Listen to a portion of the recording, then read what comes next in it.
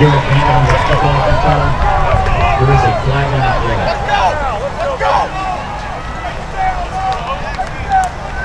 Should have sound off fault camera.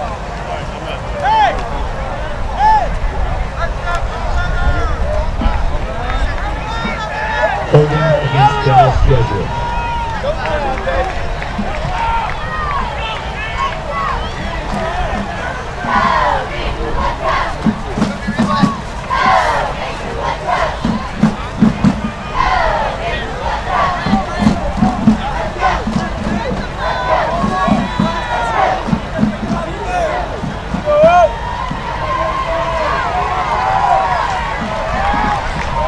Put him on his back, John!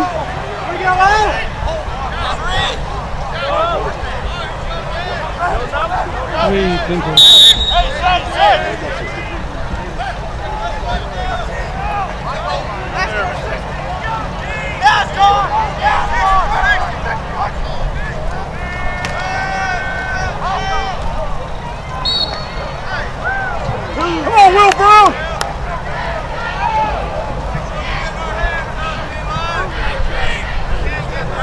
Represents Pacific right here. Pick up a 3-second down. Oh no, execute, baby!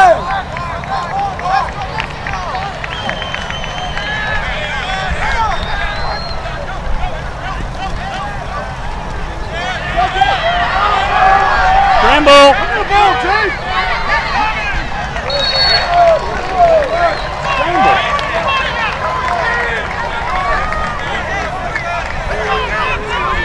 Representing Congo against Alabama, Austin Home.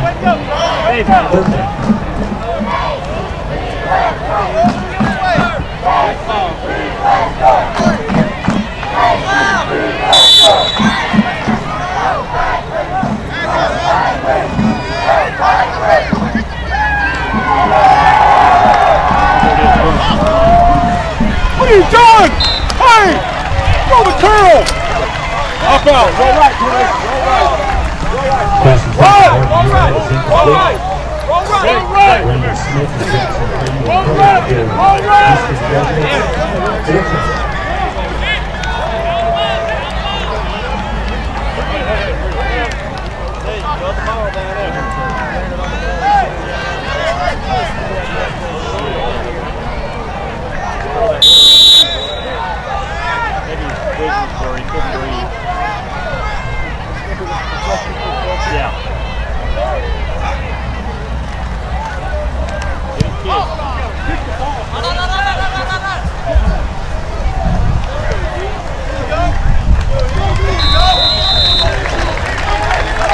Jeff Coulter's punt was dead at the 37-yard line.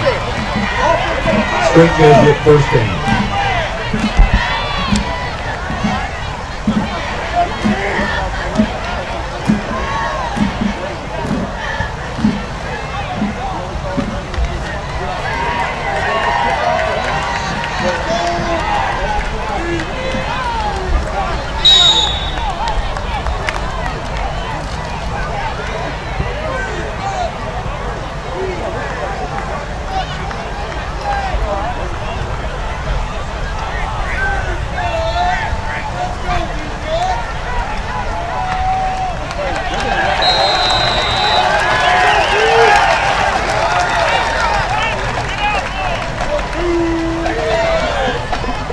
Jordan Underwood, the ball carrier, brought down by Akuda Eason. No gain. Second down.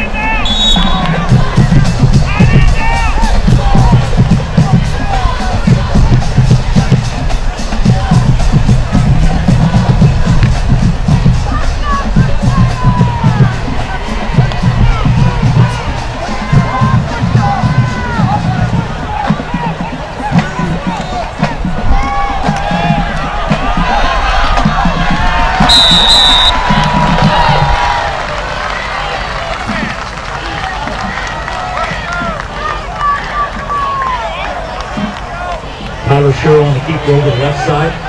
Brought down by Tucker Rice and Tanner Coffin up at the 49-yard line. First down.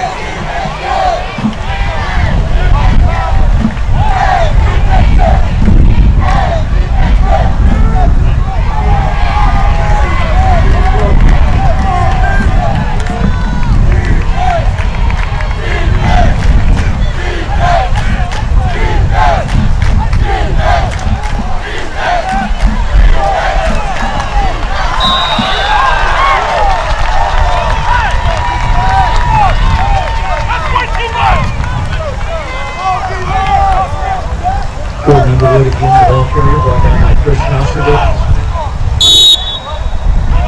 Tanner Coffin also in on the stop, pick up of 8. Second down.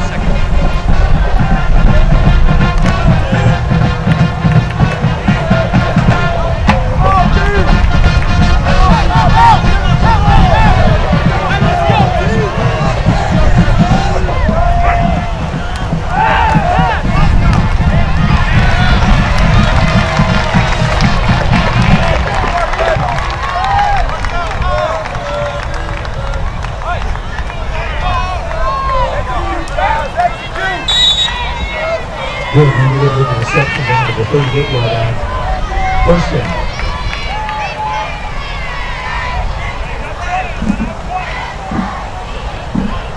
The two to east side of the stop for Rangers, also in on the tackle, Luke Bollinger.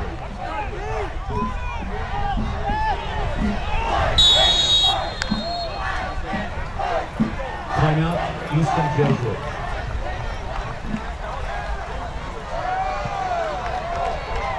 Nationwide Insurance and John Franz are proud to be part of today's game. To get personalized customer service for all your insurance needs, call or stop by and see the John Franz Agency. Nationwide is on your side. Yeah, I'm here. What? Oh, okay. Weiler and Wunderlich. Okay, do both of them, then I'll do a live read by the Booster Club. Jack, I got that Booster Club.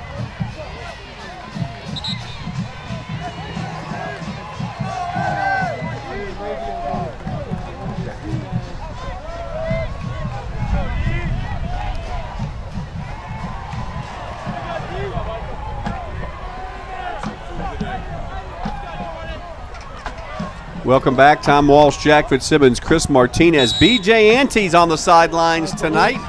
And Chet Heldman is our spotter. Jesuit Jr. and crew champion. First and 10 at the 30. They'll call it the 38 officially from Jesuit. Ball in the center of the field. Straight Jesuit ball thrown, ball caught. No gain there. It was a completed pass, but the Jesuit Ranger D was quickly there. Tucker Rice along with Tanner Coffin there to make the play, the two of them, but the ball was complete for Strake Jesuit. I think that's number 31, Jack. I don't show him on my roster. Excuse me, that was 32. That is Nick Langmeyer, the senior wide receiver. So no gain, second and 10.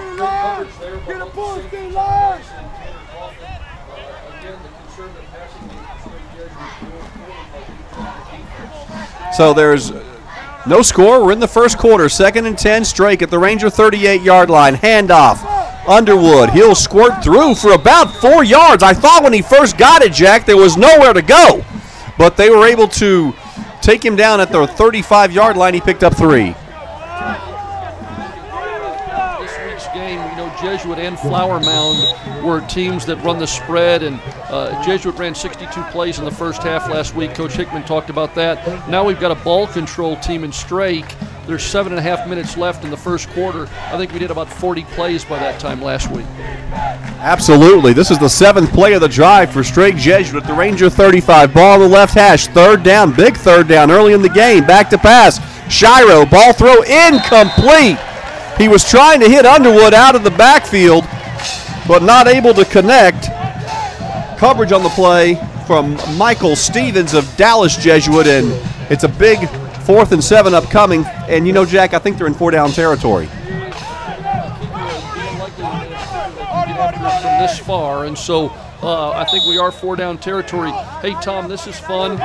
Mike Bear Vance from the class of 1963, as you know, because you're the MC, a Hall of Fame, Jesuit Hall of Fame inductee, writes in, listening to us.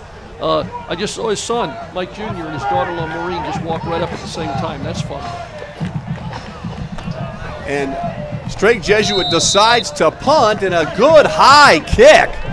Marty Murad fair catches it inside the 10 at the 9-yard line, so Jesuit will be pushed back. A nice job by Strake Jesuit on the punt, and Murad making a good decision to fair catch that one, Jack. And you talk about Mike Bear Vance, Hall of Famer. It's great to hear from him. If you want to let us know you're listening tonight, Tom and Jack at JesuitRangerFootball.com. So Brissett comes back onto the field, spread formation, 3 men wide left, 1 to the right. There's the first Jesuit Ranger draw play, and not much running room there. That was Garrett Vandan. Again, Christian Franz is not in tonight. He's out with the thumb injury, and Vandan loses a yard on the play. At this all the time, I know that we're going to miss Christian Franz. He runs so hard, but Jesuit has some guys to jump in there. We've got some depth at running back with Vandan and also Will Brown. 2nd and 11, back to pass. Brissett looking left. Ball thrown, ball caught. There's the All-Stater. At the 21-yard line, Jake Oliver brings it in. Brandon Smith had good coverage, but Oliver, all 6 foot 5 inches tall, Jack. It seems like every game I want to give him another inch. Maybe next week he'll be 6'6". He's really about 6'3", I think. Taller all the time, but hey, he's a great player, and it was a good catch. All right, 1st and 10, Jesuit. Ball at their own 22-yard line. Right hash, quick snap, swing, pass, left side. Murad, get the block, 30, 40, cuts inside midfield, and a touchdown-saving tackle at the 48-yard line of Strake Jesuit. That was Connor Carpenter who got his hand out there and brought Murad down. Nice screen play by the Rangers, well executed. Good play. I think that Marty showed his ability to keep his head up and cut to the outside and then back it in the inside for a few extra yards. 30 yards on the play. Another quick snap. Ball throw. Barron brings it in. John Barron down to the 39-yard line. The junior makes his first reception tonight, and Robert Martin was on the coverage, and it's going to be very close to a first down. Keeping lights, we're playing fast now, Tom. A different and a distinct style from the Strake Jesuit Crusaders when they have the ball.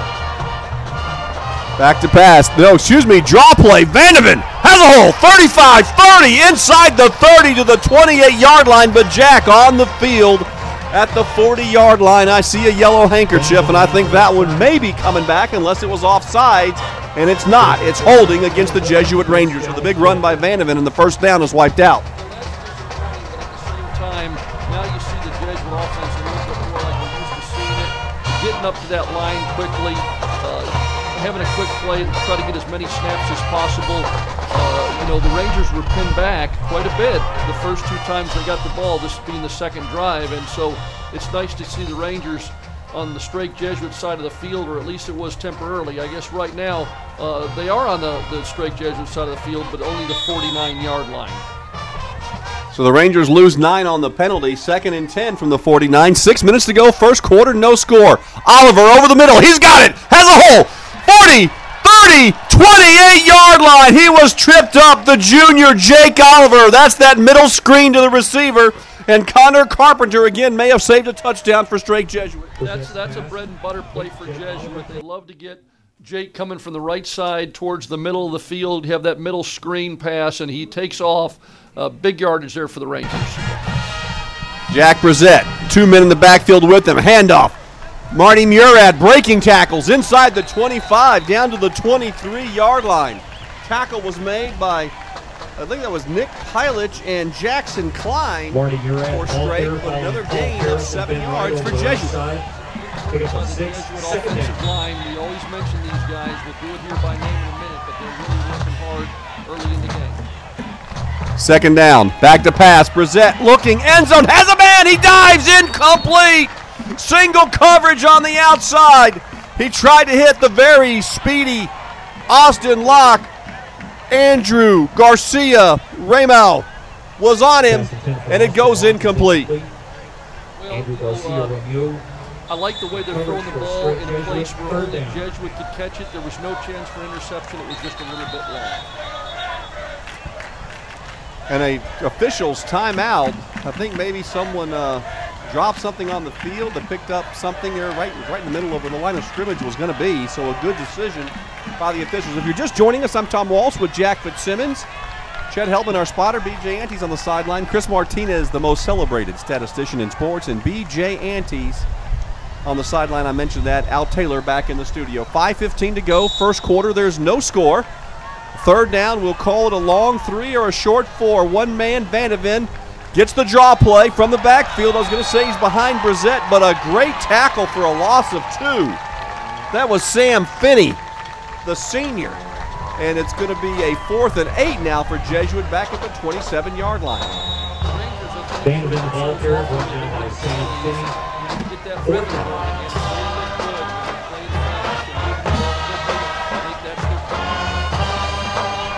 So 4th and 8. The Rangers will not go for the 45-yard field goal. Brissett back to pass. Ball thrown. Ball caught! There's Oliver! He's into the end zone! Touchdown! Jesuit Rangers on 4th and 8 from the 28-yard line. Carpenter was on the coverage. He was doing a nice job there. But Oliver was able to just slip by and get into the end zone. And the Rangers have struck Taylor first. And they lead 6-0 with 4:38 to go here in the first quarter. That on 4th down, of course, you go to your bread and butter, Jake Oliver for the touchdown. Extra point try. Upcoming for Jesuit. There's the hold.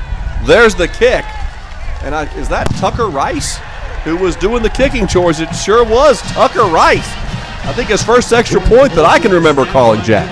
Definitely. I don't remember Tucker doing any kicking before, but he looked great there. Of course, we're referring to the senior safety, Tucker Rice. Got a lot of experience. He was a starter as a junior.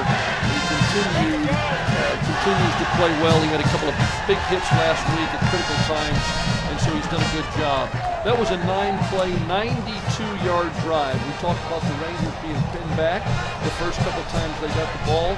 That drive took 2 minutes and 27 seconds. So it's Jesuit 7, the Strake Jesuit Crusaders 0 with 4:38 left in the first quarter. Yeah, and it was Chris Martinez pointed out to me. He said, Jack, I promise I didn't write that down wrong. 92 yards in 2 minutes and 27 seconds. We talked about the Jesuit Rangers, a team that had 62 offensive snaps in the first half last week. We talk about playing fast. It's kind of like a fast break in basketball. Only you have to snap the ball each time. And the Rangers, when they get on the move, it happens quickly. It absolutely does, Jack.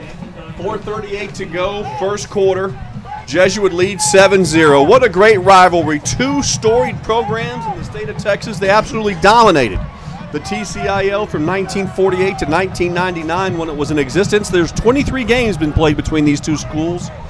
And the Jesuit Rangers have a slight edge, 13 wins to the Crusaders of Strake Jesuit's 10 wins, so a very evenly matched series overall throughout their careers, and it's just great to have Strake Jesuit up here in Dallas. We just so enjoy when these 2 Jesuit communities get together. 2 fine quality institutions run by fine quality people. There's a high kickoff by Tucker Rice, and it's fielded at the 5-yard line by Underwood to the 10. Cuts up to the 17-yard line, and Jack Underwood's a fine player.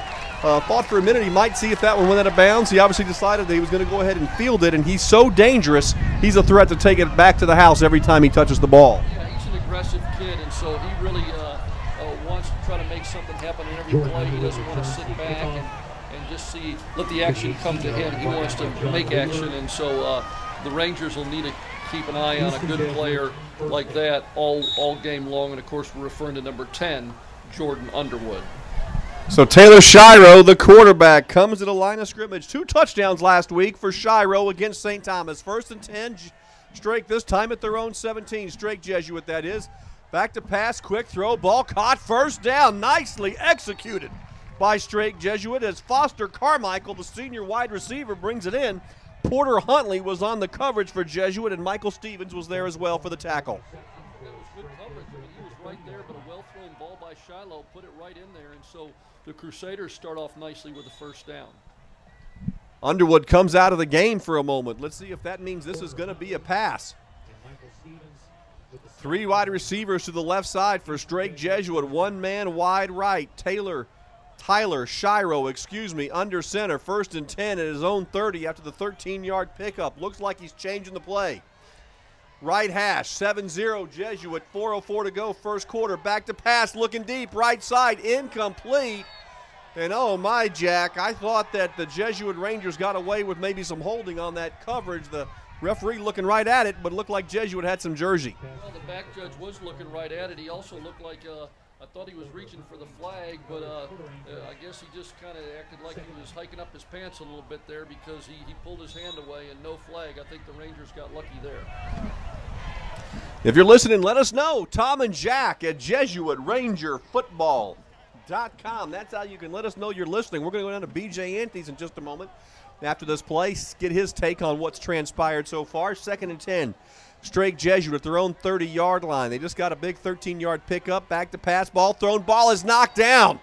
Someone got their hand up. Akuta Essen did. And it's going to bring up 3rd and long. Let's go down to B.J. Antes for his reaction on what's been an exciting first quarter so far. B.J.?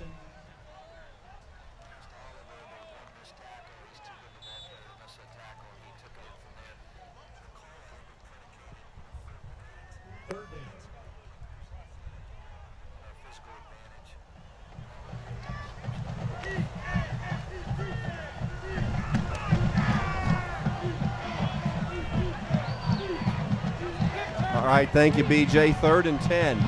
Strake Jesuit, Shiro back to pass, ball thrown. Oh, not able to bring it in was Carmichael. You know, he's a fine receiver, Jack. Mastro Giovanni was right there. Carmichael, I think, did one of those looking where he was going to run before he was able to secure the ball. But he's a fine receiver, and he'll have plenty of opportunities for big catches tonight. That's right. That's key now. So the Rangers are forcing Strake Jesuit to punt deep in their own territory for the first time.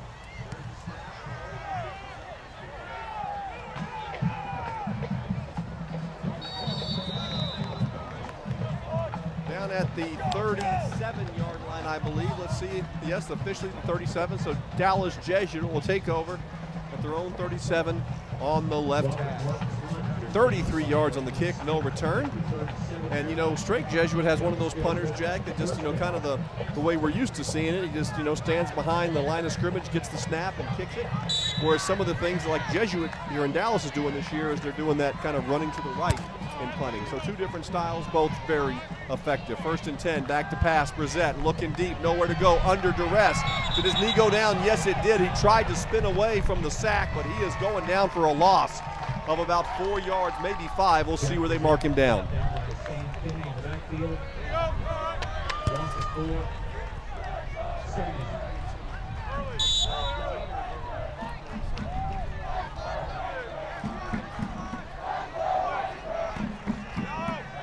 Second down long, ball thrown, ball caught. John Barron outside the 40, 45, and close to a first down. The junior, John Barron. Let's see where they mark him down. It's a first down. The official has already signaled, so 3:10 to go here in the first quarter. He was forced out of bounds by Thomas Cook. Another 3 or 4 yards after the hit, and that's what enabled Jesuit to get that first down. First down, Brissett, handoff, Marty Murad. He is taken down for a loss of about 3 on the play. Big time tackle by Nick. Let's see, Nick Pelick, and I think that he got part of the face mask. No, he got a holding call against Jesuit. So for a minute I thought maybe it was a face mask, but Nick did not get it. A nice tackle by Nick Pelick, really wrapped him up. And there should be more yardage coming back. I think they'll take the penalty, Jack, and push the Rangers back 10. We are 7-0 Jesuit with 3:05 to go in the first quarter.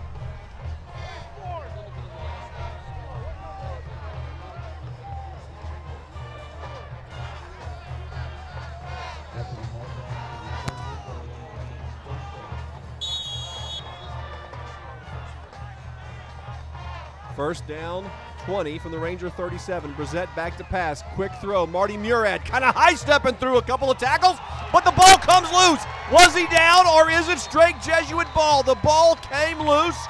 It was a fumble. Strake Jesuit takes over at the Ranger 48-yard line. Murad made a couple of beautiful moves to get to the 48, but just before he hit the turf, someone stripped the ball, Jack, and Strake Jesuit came up with the first turnover of the evening.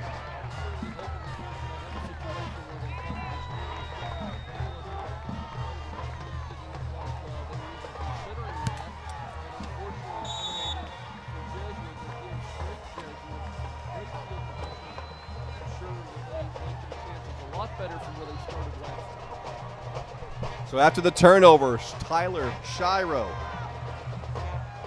the senior quarterback, under center, 3 men wide left, back to pass, quick throw, Underwood has it, short gain to about the 46-yard line. So we picked up 2 on the play. The Jesuit defense was there. John Ewart was the first to make contact. Garrett Vandan with the reception brought down by John Ewart. Pick up a 1 second. Telling Mr. Walsh and myself, I said, change these numbers your senior year, but John never wear a number that his dad had worn when he played, so I told him that was certainly acceptable, and that was a good tackle by John Ewart, the senior. John, line up! Second down, we'll call it 8. Shiro under center at the Ranger 48. They fake the handoff. Carmichael gets the handoff on the reverse, and he is taken down for a huge loss back at the Strake Jesuit 48-yard line by the outstanding junior lineman J.D. Wagner, who had that one read all the way. Did a good job of not trying to penetrate too much. Was really sound there defensively, and so Strake Jesuit tried to play real quickly and didn't work out. Good solid defense by Jesuit. 3rd and 15 for Strake Jesuit at their own 47-yard line. They've got to get the Ranger 38. No empty backfield. 4 wide receivers, double tight ends. Back to pass Shiro. Here comes the Ranger blitz. Shiro under duress, rolls right, has some running room. Midfield, 45-40 down the right sideline. He goes for a first down. It'll be first down, Strake Jesuit. Badger forced him out of bounds along with Koskovich, Jack, but there was a little breakdown in containment, and Tyler Shiro made the Rangers pay. Yep, the defense drawn up, and you try to put the people in the right place, but the problem is guys are giving a great effort, and sometimes you're able to shake a tackle, and all of a sudden what looks like a loss turns into a big play, and that was a first down for Strake Jesuit. 1st and 10, Strake Jesuit. They trail 7-0 with 1:17 to go in the first quarter. Under center, Shiro fakes the handoff to Underwood, throws back right side. Nice catch. Kind of almost off the shoestrings, quickly down at the 29-yard line. Huntley made the tackle, but a nice catch there by John Michael Camel. And it's a short gain of about 4.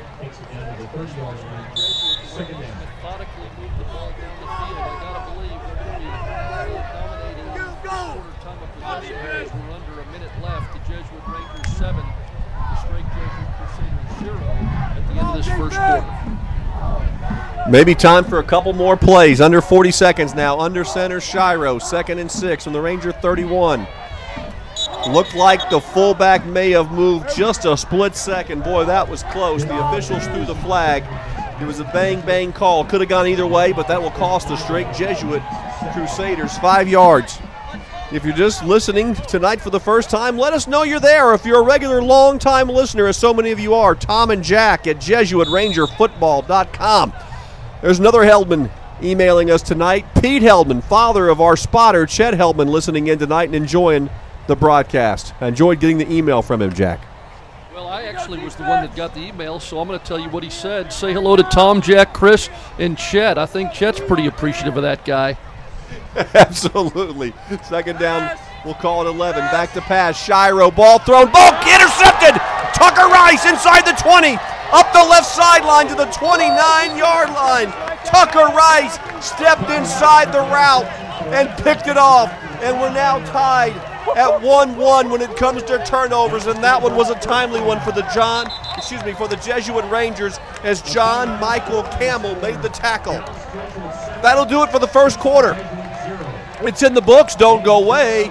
When we come back, second quarter action. Jesuit on the turnover. They lead Strake Jesuit 7-0. We'll be back right after this. Strake Jesuit varsity cheerleaders under the direction of Denise Crawford. They are David Cedeno, if you can hear us on the mic, will you please call me on my cell phone? Emily Egbert. Sarah Farley, Kylie Fichter, Allie Frostro, Brenda Greening, Alex Gidry, Erica Hoffman, Elizabeth Jones, Bria Mitchell-Gillespie, Layla Ruiz, and your captains, Lauren Fontenot, 10 seconds. and Lina Doraro. Welcome back, Tom Walsh, Jack Fitzsimmons. Is Jen Depinet. We're going to go down to BJ Antes in just a moment. Welcome to Dallas Jesuit John High School. Schmeltz, our PA announcer here at the beautiful Jesuit Ranger Stadium. Hearing John out there. Big, nice home crowd, and Strake Jesuit traveled nicely up I-45 as well. 1st and 10, Jesuit after the turnover by Tucker Rice. Brissette rolls right, ball thrown, ball caught. That's Jake Oliver, gained about 7 on the play. And let's go down to BJ Antes with his first quarter thoughts. Brissette's pass to Jake Oliver, brought down by Robert Martin, 2nd down.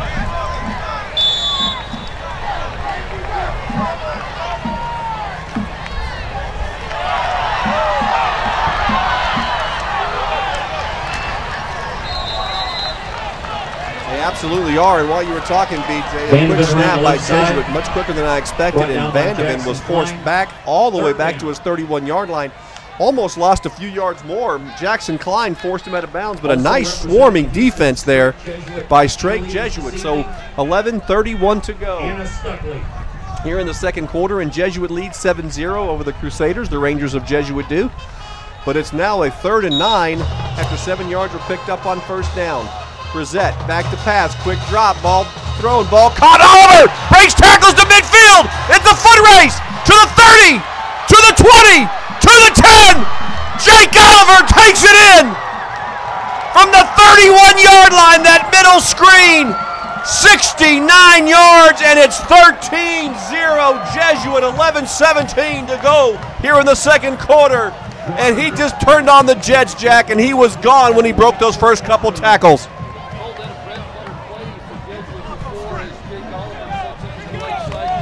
The middle and catches the screen, but when you miss a tackle and the safety's not there, that good play turns into a fantastic play.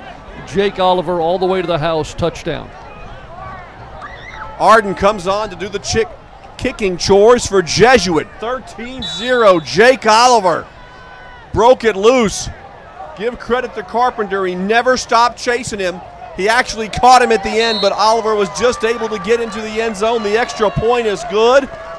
And Dallas Jesuit now leads over Houston Strake Jesuit 14-0. And Jack, that was an exciting, explosive play by the Rangers.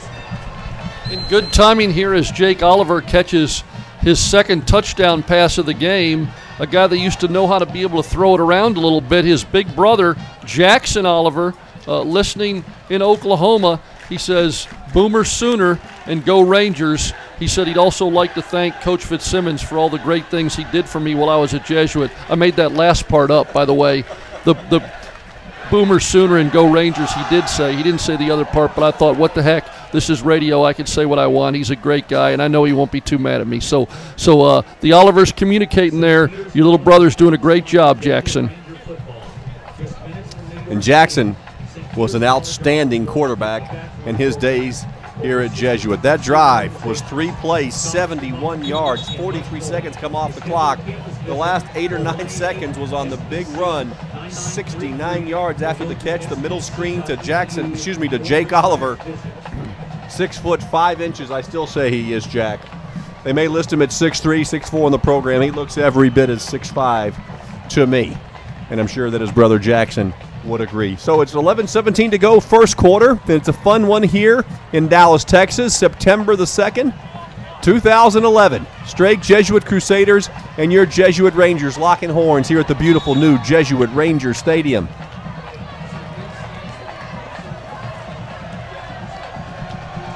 Attempts for 205 yards. Jake Oliver, 5 catches for 138 yards. And Tucker Rice got all of that kickoff. I mean, where was this guy with the kicking last year? I mean, Tucker Rice, outstanding. He had the pick off a minute ago, the interception at the 18-yard line, then returned it out about 10 yards. But, I mean, my goodness, did you see that cannon? He did have the wind behind him going right to left on your radio dial toward the north end zone, but that was an outstanding kick. About the good kickers that Jesuits had over recent years.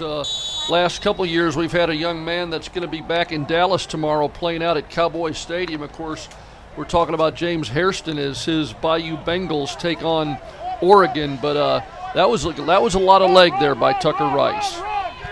Shiro back to pass, quarterback draw. Short yardage to about the 24-yard line, and actually picking up 4 yards when it looked like nothing was there. Tyler Shiro, he's an impressive young quarterback. He's a senior and very impressive, Jack, and I like the way he just got a nose to get those extra yards. Yeah, I think that we're talking some good ball control here by Strake Jesuit. You would never really know that it was 14-0 Dallas Jesuit over Strake Jesuit, but Dallas Jesuits had the big plays. Other than that, Strake Jesuits had the time of possession, and they're doing a good job of controlling the ball. 2nd down, 6 from the 24. Ball in the center of the field. Shiro back to pass. Good protection. Screenplay is set up to Underwood. Has some blockers out front. 30, 40. Nice cut to the midfield stripe. It's a foot race. Can they catch him? 30. Cuts inside. Gets a block from Carmichael to the 20. To the 10. To the 5. There's a flag at the 5-yard line. He's in for the score. He is in for the score. Is it going to hold up? Mastro Giovanni brought him down in the end zone, but I think it's going to be a penalty at about the 9-yard line. Oh, my. What a run by Underwood, but the touchdown will come off the board. Still a big play by Strake Jesuit. A play that I'm going to tell you, the Strake Jesuit coaches are going to go absolutely crazy because that was such a phenomenal run by Underwood. Jordan Underwood had about 5 highlight film cuts on that play. Showed a lot of determination as after he was by all the defenders from Jesuit, a Crusader offensive player blocked a Jesuit player in the back. It did not help Jordan Underwood score, and so those Crusader coaches are going to be very upset. But that is an outstanding effort by Jordan Underwood. 67 yards still in the net category for Strake Jesuit, and a big play. They're down to the Ranger 19-yard line, but he was in the end zone, and it comes off the board on the block in the back. Shiro to the line of scrimmage on the right hash. 14-0 Dallas Jesuit leads. 10:21 to go here in the second quarter. Strake trying to get a score. Handoff. Nice hole inside the 20. Breaking tackles at the 10. Down to the 9-yard line. Let's see where they marked him down. But that was Ben Brenton, the senior. And, no, excuse me, that was not, I apologize. That was 39, not 19. That was Egoju. And he gets inside the 10, but there's a flag down, Jack, and let's see what the officials call. Dead ball, sportsmanlike conduct against Jesuit. You are absolutely right, Jack. And it's going to be half the distance to the 5-yard line. After the mark off to the 5-yard line, Houston Jesuit first and goal. And so they had a penalty that called the touchdown back, and they had to start over a little bit. And there, the Jesuit Rangers help them right back by an unsportsmanlike penalty, conduct penalty. Not a good move there. So the Strake Jesuit Crusaders are knocking at the Jesuit Ranger door. 14-0 your score. Strake trying to get on the board. Handoff, left side, Underwood around the corner, and he bowls over the defensive player, and he's in. And just like that, Strake Jesuit has answered. It's 14-6 with 9:41 to go in the first quarter. And remember, 67 yards came on the screen pass to Jordan Underwood. Those situations where Underwood has shown his speed and his ability to cut in the open field, but now he shows one more strength, and that is how hard he runs the ball. And when he was met by a would-be Jesuit tackler at the 1-yard line, he just bowled him over for the touchdown. So the extra point try upcoming for Strake Jesuit. Here's the snap. There's the hold. There's the kick. It's good. Nick Langmeyer, the senior, puts it through. The holder was Ben Brenton. And with 9:41 to go in the second quarter, it is 14-7. The Jesuit Rangers lead Strake Jesuit, but credit Strake Jesuit for keeping their composure after the 69-yard touchdown pass, breaking tackles to Jake Oliver, and they answer with a 67-yarder of their own, a 10-yard run down to the 10-yard line. by number 39, Tito Igoju. And then the last 5 yards was Underwood bowling over the defender. A 4-play, 80-yard drive, a minute 36 comes off the clock. And the most celebrated, and deservedly so, statistician in sports, Chris Martinez. He makes us look so good, Jack. He's also doing some live stats for the Dallas Morning News. He's very versatile, you know that, and so we appreciate all the help that Chris gives us each game.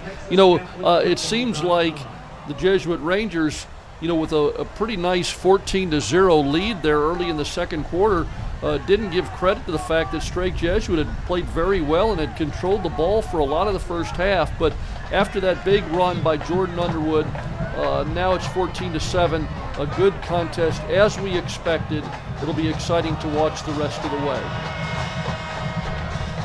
The Rangers will send Salters back and Vandan to receive this kick. Marty Murad stands at about the 25-yard line. I think after the first kick, the Rangers are hoping for one of those short, high kicks to Murad and see if he can break one. If you're just joining us, I'm Tom Walsh with Jack Fitzsimmons, Chet Heldman, our spotter, Chris Martinez, our statistician, and BJ Antes. BJ, we're coming right back to you after the kickoff. And here is the kickoff. A high, short kick the other way. Fair catch caught, called for at the 21-yard line. So let's quickly go down to BJ Antes. BJ, you were right there on that last drive by Strake Jesuit. Very impressive by the Crusaders. At the 21-yard line, Dallas Jesuit, first down.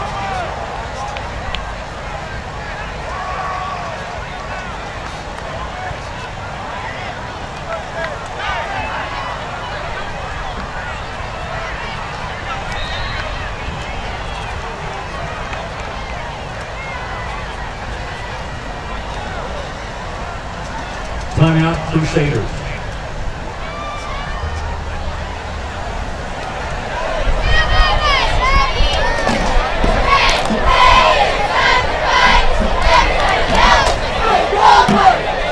Fans, you can also tune in to 770 AM, where the game is being broadcast live on 770 AM by our own Tom Walsh and Jack Fitzsimmons. Once again, the game is being broadcast live on the radio, 770 AM. It certainly is going to be a fun season. I'm looking at John Franz right there. Longtime sponsors, Nationwide Insurance, John Franz Agency. First and 10 from the 21-yard line. Back to pass, Brissett, nowhere to go. Slings it deep, has a man! Ball caught midfield! He's a speedster! The 30, the 20, the 10, they're not gonna catch him! Touchdown! Jesuit Rangers, Austin Locke! He got behind the defender, broke a tackle near midfield, and he was off to the races. And credit Jack Brissett for scrambling out of some trouble, throwing off his back foot. Locke made the beautiful catch, and once he broke the first tackle, Jack, there was no one gonna catch him, and the Rangers have struck 79 yards, and they lead 20-7.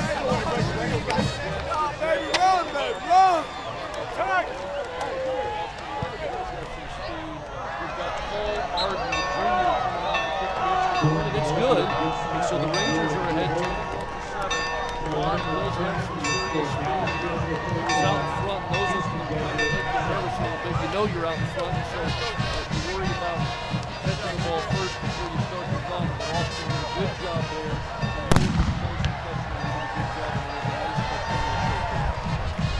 He absolutely does, and that's got to be disappointing on the Strake Jesuit side of the field. They just had a beautiful drive.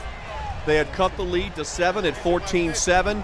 But the Jesuit Rangers, one of the most explosive offenses you will see in the University Interscholastic League, led by the junior Jack Brissett, anchored at the wide receiver position by the All-Stater Jake Oliver, who was All-State as a sophomore last year and just gets better every single game. And you've got a bunch of other great players on this offensive side of the field, including Austin Locke. He showed great speed. We saw it last week. And that's one of the things I think I love most about high school football, Jack, is when guys come up from the junior varsity ranks who we may not have seen, and they explode, and as a junior or a senior, when they first get their shot, play great.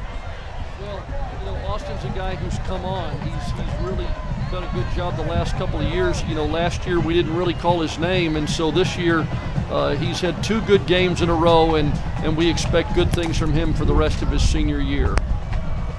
Tucker Rice will do the kicking chores. This is his first game to be the kicker, and he kicked the last one with that wind behind him deep into the end zone, and there's another high kick. It's returnable. Underwood at the 5-yard line to the 10, up the center of the field, right hash to the 20-yard line before he is taken down by a couple of Jesuit Ranger defenders. That was Stevens and also Luke John Nolan in for Jesuit to make the tackle. So if you're just joining us, 9:22 to go, second quarter. Dallas Jesuit leads Houston Strake Jesuit 21-7. And let's see if Strake Jesuit can answer the Jesuit big play. This is a little bit like last week's game in reverse, Tom, where Jesuit kind of worked down the field and would score, and then Flower Mound came back and scored quickly. That's what the Jesuit Rangers just did to the Strake Jesuit Crusaders. Let's see how Strake responds there. They had to be feeling good about that last drive, but then the Rangers scored quickly.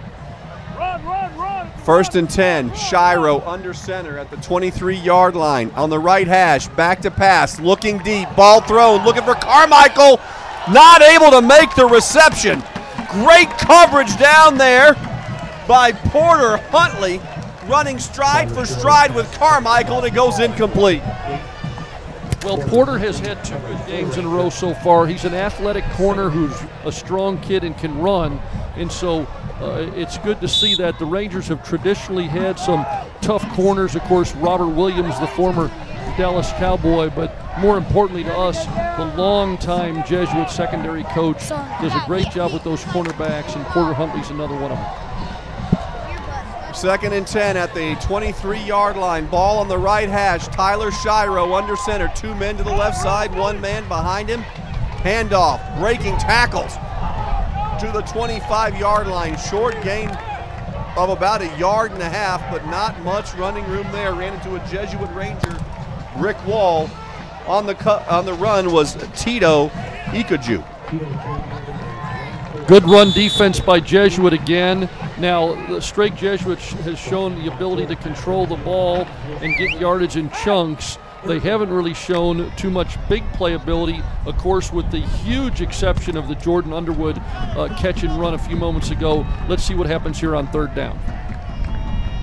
3rd down, we'll call it at 8 from the 25. Back to pass. Here comes the Jesuit blitz. They've called the screen pass. Left side 30, 33-yard line. Deddy get the first down. The perfect play call. Jesuit came with the blitz. They ran the screen, and Strake Jesuit's Austin Hahn gets a first down to the 34-yard line before he was brought down by Tucker Rice. Coach Counter knew that the screen would work. He just went to a different player this time. He went to Underwood last time, mixed it up to Hahn this time, and it was effective again for Strake Jesuit, and I know that's going to be a frustration to the Jesuit defense. First and 10, Strake Jesuit. They trail 21-7. 8:26 to go, second quarter. Tom Walsh, Jack Fitzsimmons, Chris Martinez, Chet Heldman, B.J. Antes, and Al Taylor back in the studio. Quarterback draw, Shiro. He'll get very close to the 39-yard line. We'll see the spot. So he picked up about 5 on the play, maybe 6. You know he's deceptive, Jack. When he hits the center of that field, Shiro can move the pile. Well, yeah, he can.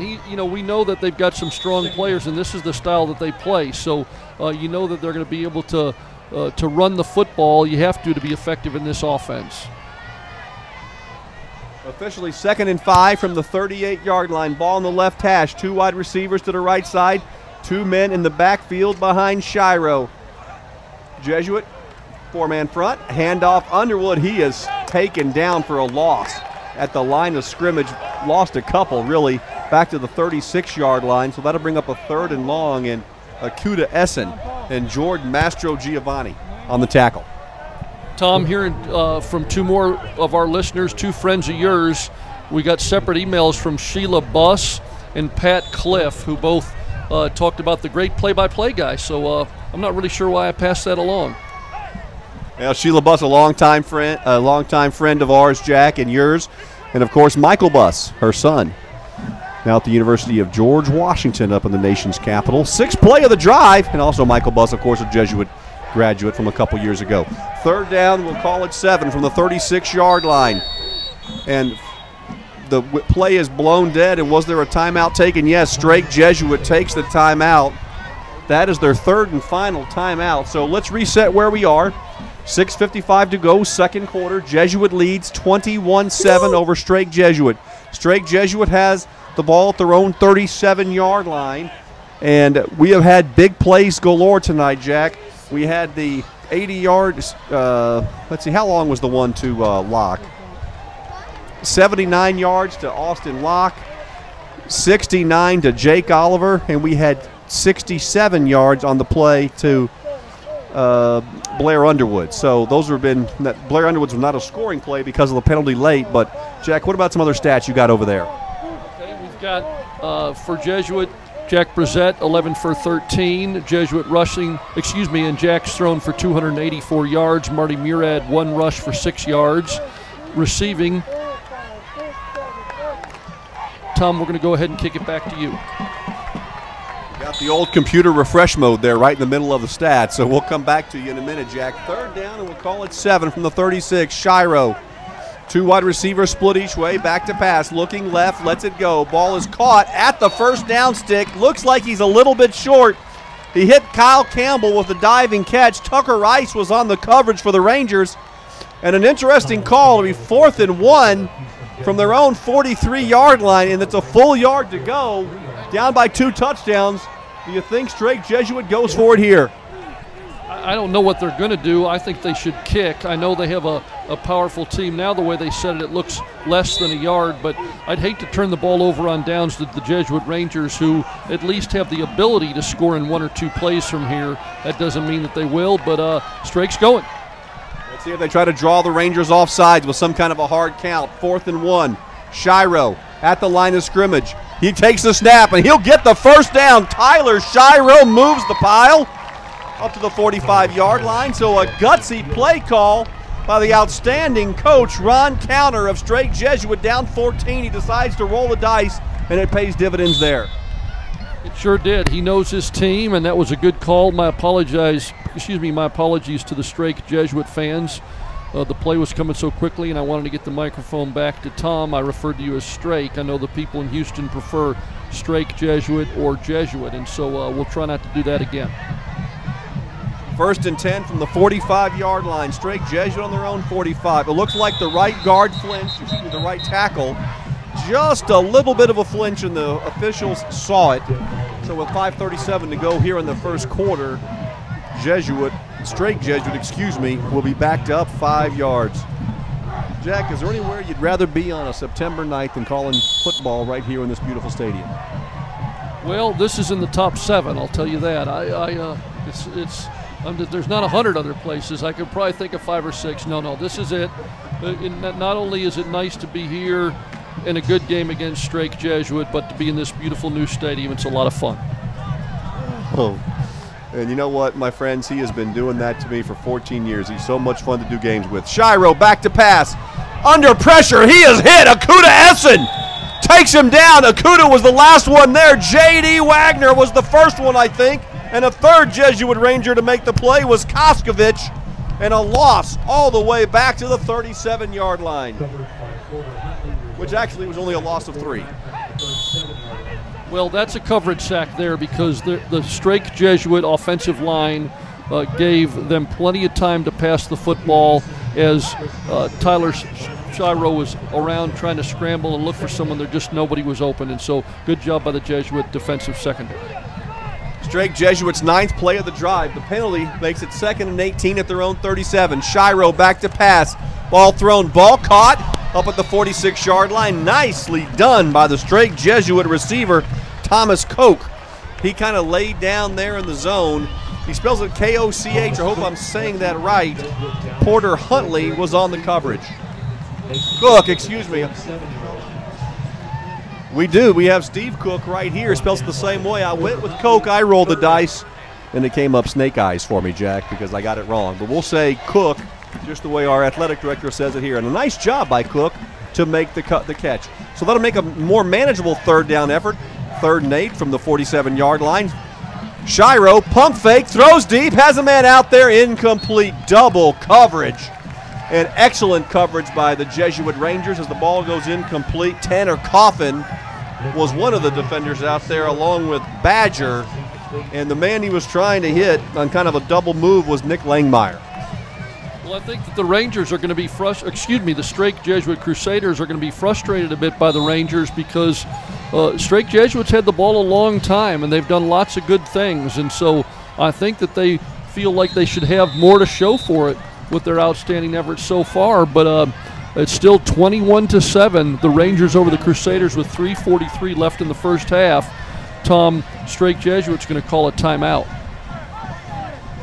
Now the timeout taken on the field, 3:43 to go here in the second quarter, and it's 21-7, and the Dallas Jesuit Rangers should have good field position if on what would be, you would think, a punt upcoming. 4th down, 7. They rolled the dice a minute ago on 4th and 1.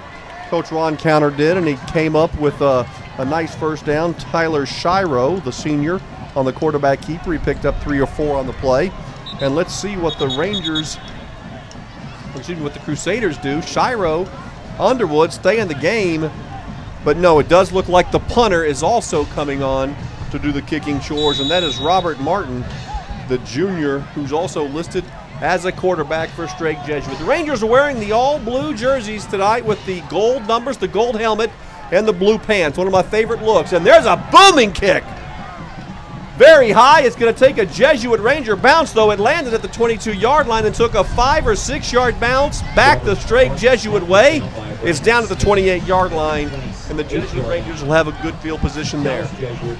Well, when that ball came off his foot, it looked like that was going to be a lot better situation for the Crusaders than it wound up being. The kick did go high, but it took a bad bounce, and ultimately, Chris tells us it was only 26 yards. And with no one back for Jesuit, I know that's going to be a little bit disappointing for them. Jack Brissett quickly to the line of scrimmage. Ball thrown right side. Ball caught. Oliver breaking tackles. And he gets a first down out to the 39-yard line before Smith forced him out of bounds. Rangers quickly to the line of scrimmage. Well, we know that the Rangers certainly, the way they like to play, have more than enough time to score here if they can get this potent offense going again. First down, draw play. There's a hole, midfield, breaking tackles to the 47-yard line. Excellent run by Will Brown, and he darted out of there. Excellent draw play dialed up by Coach Brandon Hickman. Yeah, that was nice. We talked about the depth of the Jesuit Rangers missing Christian Fromm this week, but Ryan Vandan and Will Brown picking up the slack. Kleinham's on the tackle, back to pass, ball caught, lock, center of the field. Inside the 35, ball, I thought it came loose. He held on to the 33-yard line. Connor Carpenter made the tackle for Strake Jesuit, but they'll quickly move the chains again. Well, we've seen Austin Locke from the left side of the field facing the north side that we do with Jake Oliver on the right side, equally as effective. 3 plays, 3 first downs. Brissett back to pass, throwing it deep for Oliver. Tipped away, incomplete. Outstanding defense by the cornerback, Brandon Smith, on an island. Single coverage on the big junior, Jake Oliver, and he knocked it away. Outstanding defense. Great effort by Jake Oliver.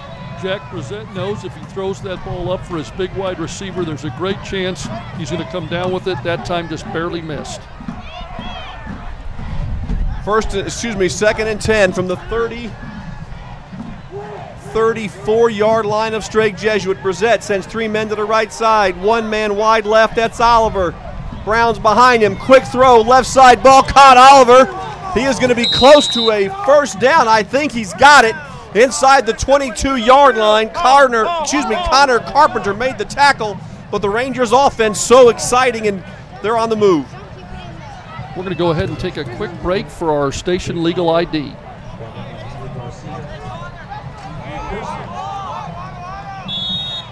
Welcome back. First and 10, Jesuit at the 22-yard line. We'll call it officially the 22-yard line, excuse me. 3 wide receivers to the right side for Brissett. Brown in the backfield. Quick throw again, left side. Again, Jake Oliver is there on the reception. He's such a big target. He runs such precise routes, and he is taken down by Huskinson, but not again before he picked up 9 big yards on first down. The Rangers really moving nicely here, really mixing the ball up and throwing it around the field to different people, and so Coach Hickman has got his team going on all cylinders right now. 2nd and 1, Brissett. Ball is rolled back to him. He hands it off to Brown, and what a nice play by Brissett. They lost 2 on the play, but the snap was literally rolled back, and he just calmly picked it up and handed it off to Brown. They lost 2 yards, but it could have been dangerous. One more instance where Jack has looked very calm in a situation that he could panic. We need to tell Coach Jones that he might have another potential infielder there, the way Jack Brissett picked up that ball. Coach Jones, of course, the outstanding baseball coach of those Jesuit Rangers who advanced deep into the playoffs last year, I think finally falling. Was that in the regional final? The regional semis down in Waco. 3rd down. Officially on the scoreboard, they say 4 yards to go. Timeout is taken. Let's keep it here. I'm looking down for our man, B.J. Antes. I see him at about the 22-yard line. So, B.J., the Rangers seem to be in control so far, at least offensively, but a spirited performance by both clubs and a lot of fun. Do you feel the energy from this crowd? We have a nice crowd tonight.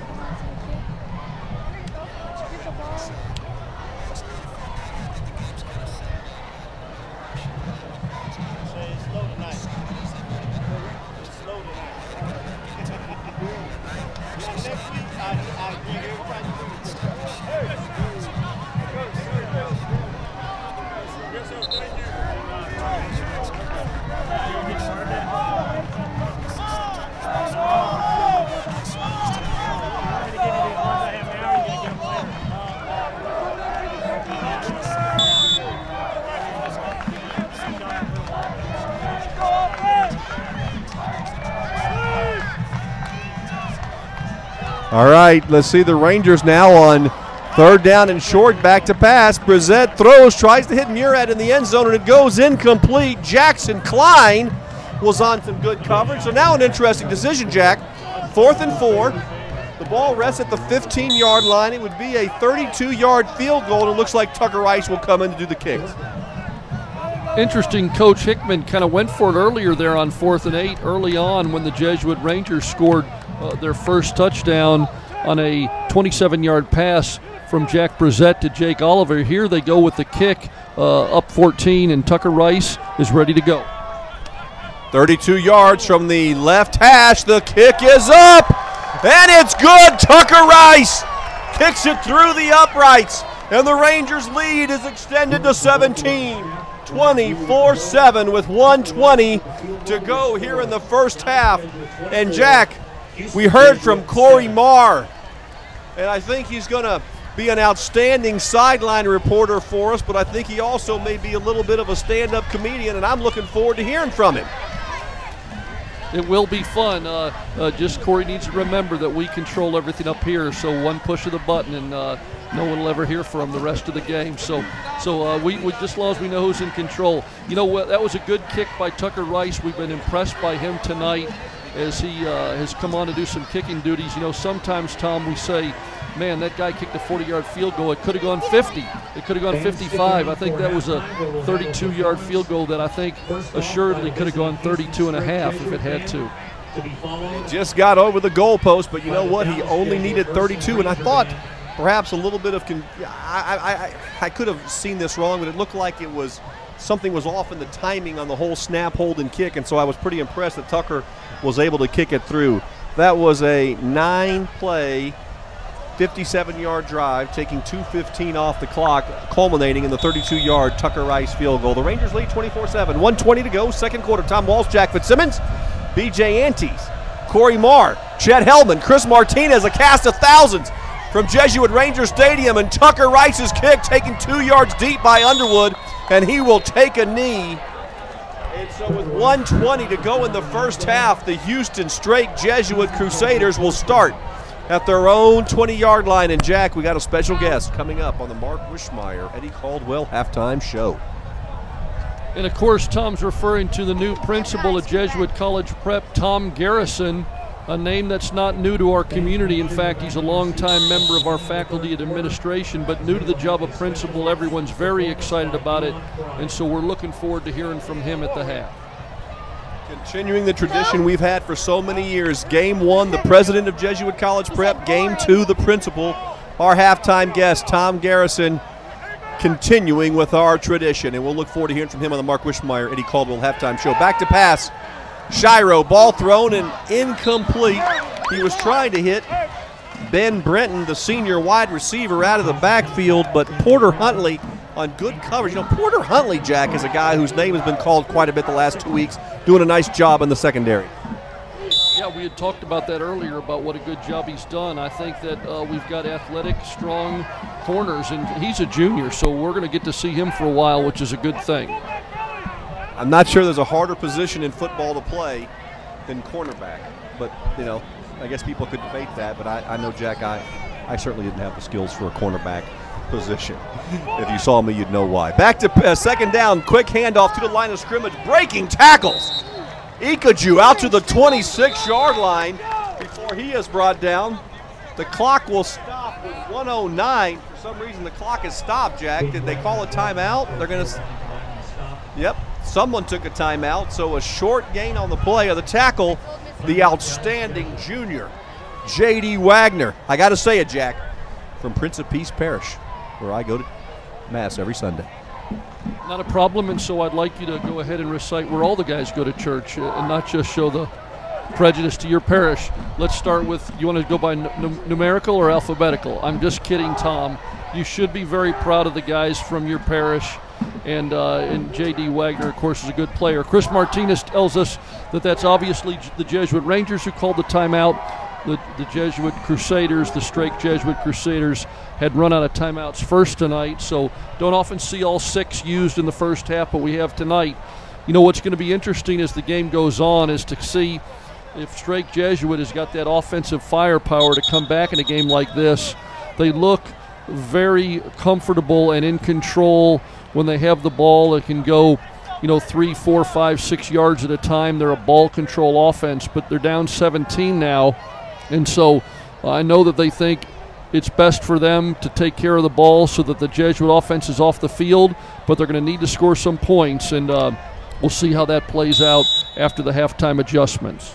So a big third down upcoming for Strake Jesuit. 1:09 to go here in the second quarter. 3rd and about 5 from their own 26-yard line. Shiro, quarterback draw, left side, breaking tackles. He's got the first down, but the ball is loose. It's picked up by Akuta Essen, and the Rangers have it at the 30-yard line. Akuta Essen was Johnny on the spot. A late flag comes down after the play. 2 flags come down. We'll see what happens. I think it's going to be a post-possession flag, maybe an illegal hit or a retaliation. Let's see what the officials saw. 2 officials on opposite sides of the field threw a flag. It's a holding against Strake, and that is declined. Personal foul against Strake Jesuit. That is accepted. So Akuta Essen gets the ball on the fumble. Did he pick it up off the turf, or did it go right into his hands? I couldn't see because there were so many players over there, but I know Coach Counter does not look happy with that call, and this is going to give the Rangers great field position here. Even though there's 1 minute left, the Rangers can score so quickly. I know this is exactly the opposite situation that Strake Jesuit was hoping for going into the half. So on the personal foul penalty with 1:01 to go, and the Rangers leading by 17, 24-7. The ball goes all the way down to the 16-yard line. Brissett with 2 men split each way. He's got Vandan behind him. They look to the sideline. That's Locke. Wide to the left side. Murad's in the slot. Oliver's wide right with Barron in the slot to the right side. There's the snap. Brissett, middle screen. Ball caught Oliver, and they go quickly converge on him. And, Jack, there's no timeout, so Jesuit will quickly have to get back to the line of scrimmage. We'll keep it here. 50 seconds, clock running. Vandan remains in the backfield. Here come the signals. 2nd and 10 from the 15-yard line. Brissett is set. They'll scrimmage. Back to pass. Looking left. Lets it go. End zone. Has a man. Touchdown. Locke Oh my! What a throw by Jack Brissett! And Locke has his second touchdown of the night. Austin Locke, the senior, and the Rangers have widened the lead to 30-7. And a great throw by Jack Brissett. And you see the way Locke got his feet down, Jack? That would have been good in the pros. He got both of them down. He sure did. That was really nice. And so the Jesuit Rangers are developing some sidekicks for Jake Oliver with Austin Locke and John Barron both having good games. The extra point is up, and by the junior Paul Arden, it's good. And so he missed it? Oh, good. That's his first miss of the year, isn't it, Tom? Jack, I got to tell you, I thought I saw the officials go to signal it was good, just like you, but it must have just missed. It was high, it looked strong, but he must have just pushed it to the right side. And he's an outstanding kicker, so all the good ones will obviously miss a few, Jack, and he's a very good one, so we know he'll recover from that and probably kick the rest of them tonight through the upright. So 30-7 is your score. The Rangers lead by 23 with 33.2 seconds. Let's go back down to our man on the sidelines, B.J. Antes. B.J., it's an overflow crowd on the right side. Is that energy back on the home sideline? Oh, Rodney hit it. Rodney hit it. I think Rodney got one.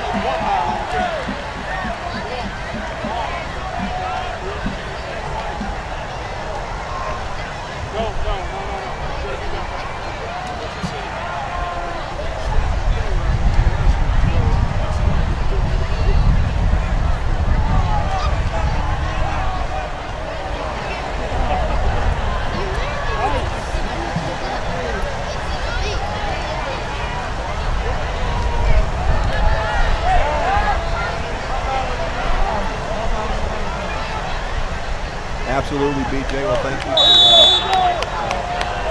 for breaking us up in the booth there with the late on the cannon. That was a good one. The whole press box enjoyed that line.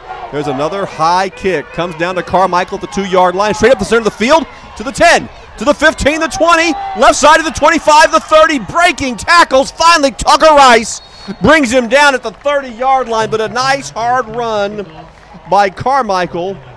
That's Foster Carmichael, the senior wide receiver, and now down 23. Remember, Jack, that drive started with the Akuta Essen Johnny on the spot on the turnover. There was a personal foul tacked on to the end, 15 yards. The middle screen didn't get anything to Jake Oliver. I think it was a middle screen, and then the big throw to Austin Locke for the touchdown. Well, B.J. Antes, we're going to give you the nod there. We haven't had a break in the action yet, but B.J. did tell us that was an airborne fumble recovery by Akuta Essen on that play, and then they tacked on the personal foul. Nice job by B.J. Good position down there on the sideline. Handoff left side. Underwood breaking tackles outside the 40, near midfield. Very tough runner. Chris Martinez had just commented up here what a tough runner he is, and he is indeed. Jordan Underwood. They'll stop the clock while they move the chains to the 48-yard line. Jack, I'll just keep it here for one more second, and then we'll get your thoughts after this play. The clock starts to run again, 13 seconds, maybe one more, as there's no timeouts remaining, and you would think Shiro may just be throwing this one toward the end zone. 5 seconds, 4 seconds, back to pass, sends everyone deep, rolls right, trying to, ball's loose, ball is loose, picked up by Jesuits, J.D. Wagner, but time has expired. It'll go down in the books as a turnover.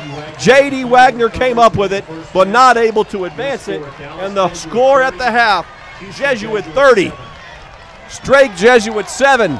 An outstanding first half of football offensively by the Rangers, and they lead by 23. But Jack, this Strake Jesuit team, very talented and very gritty, and you know they'll be coming back to play hard in the second half. Well, that's right, they will, Tom. We know they need to make the adjustments. We talked about the fact that it's may be difficult for them because they don't seem to have the style of team that scores quickly. They're more methodical, but I know they'll make the adjustments. Coach Counter and his staff do a great job. The Rangers, of course, have had such a good half. Jack Brissett, 345 yards passing so far. Those are amazing stats for the whole game, and it'll be fun to play this one out. Let's go ahead, Tom, and take a break. When we come back, we'll hear from Mr. Garrison. All right, time for a timeout. We'll have the principal of Jesuit College Preparatory School of Dallas, our good friend Tom Garrison, when we come back on the Mark Wishmeyer, Eddie Caldwell halftime show right after these commercial timeouts.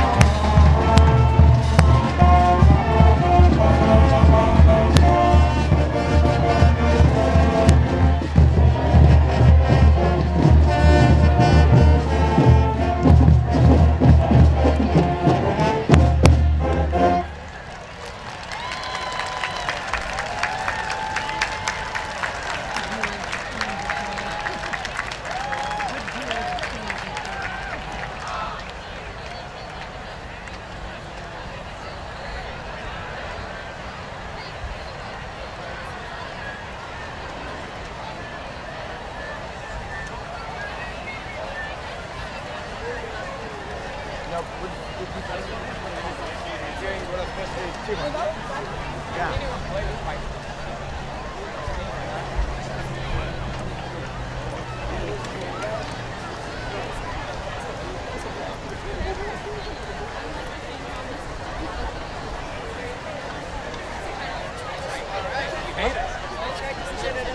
just kind of waved at him. I was like, okay, them?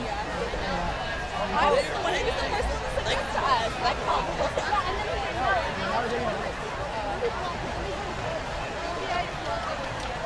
No, she was.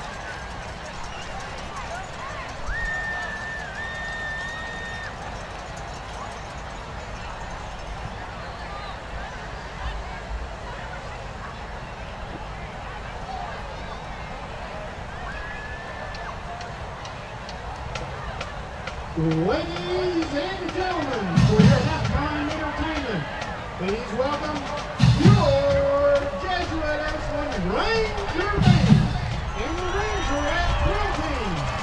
Now entering the field are the Rangerettes.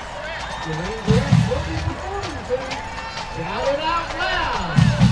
This year, the Rangerettes are celebrating the 40th anniversary of the Jesuit Rangerette Dance Team in the 15th year under the direction of David Walker.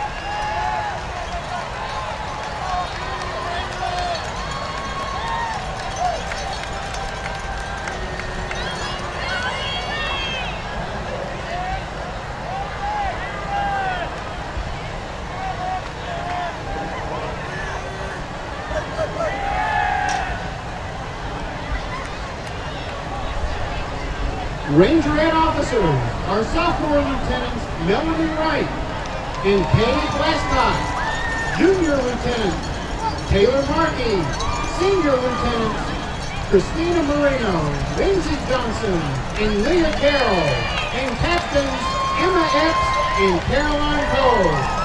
Rangerettes of the week are new member Hannah Schwartz and veteran members Nova Ollinger and Francesca Gomez. Rangerette managers for 2011 are Kinsey Orsing and Larissa Spies. And now, shout it out loud.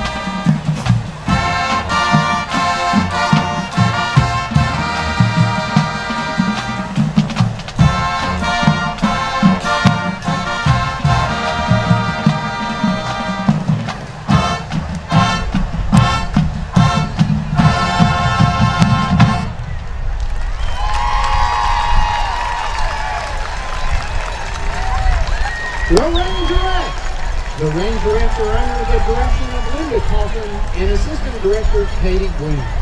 The Rangerette sponsor of the week is Dr. Tim Robinson. And now, taking the field is your Jesuit Ursuline Ranger Band. Leading the band onto the field are drum makers Katie Ritter and Jen McKay. Tonight's performance will explore the emotions of a musical genius, Ludwig van Beethoven. Discover the sheer power of the Fifth Symphony, the timeless beauty of Coeur and the universal message of brotherhood in the triumphant Ode to Joy. And now, it's time for Beethoven's Fifth Symphony.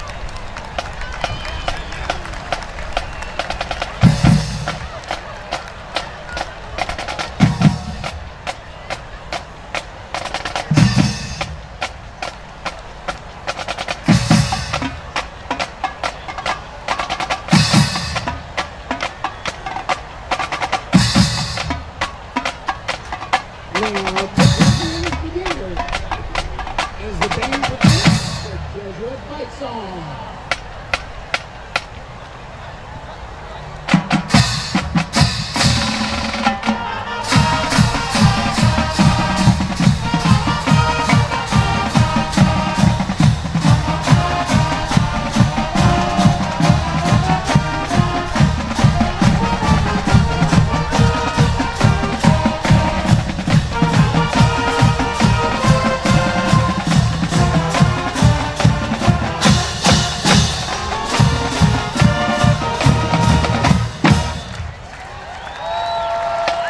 Let's do it again for the Jesuit Ranger Band.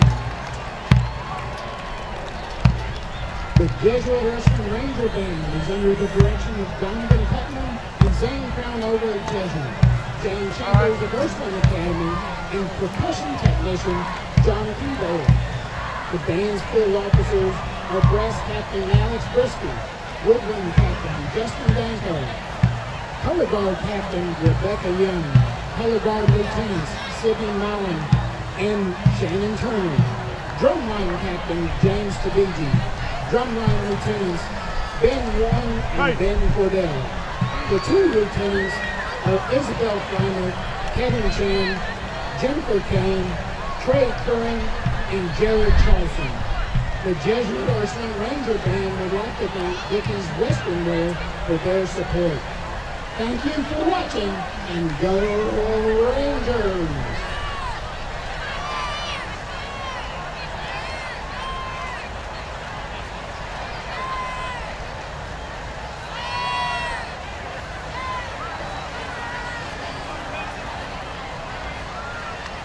You gonna punt right now?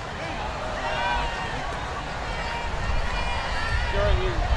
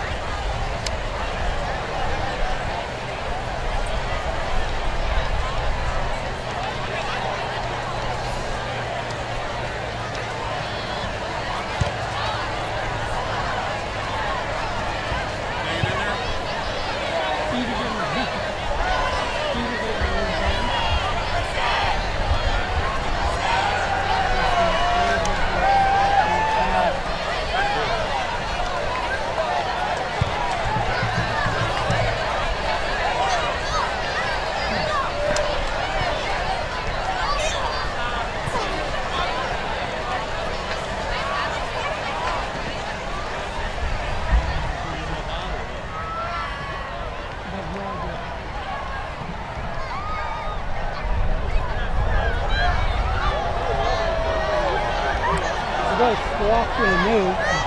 What's that? Nobody squawked when I moved. So I No.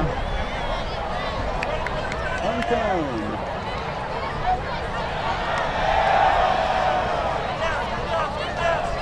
Pitcher coming out of the Dragon's Maw there. See if we can run over a cheerleader.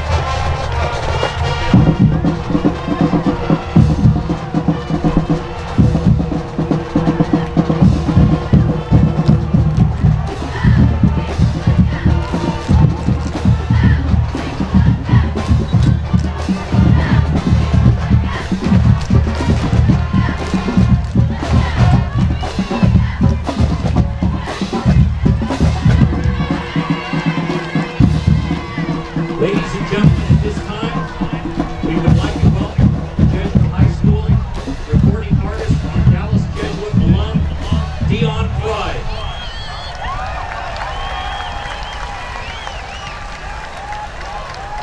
God bless America, land that I love. Stand beside her and guide her through the night with the light from above. From the mountains to the prairies, to the ocean, white with foam. Oh, God bless America, my home sweet home. Oh, God bless America, my home sweet home. Okay. What do you think?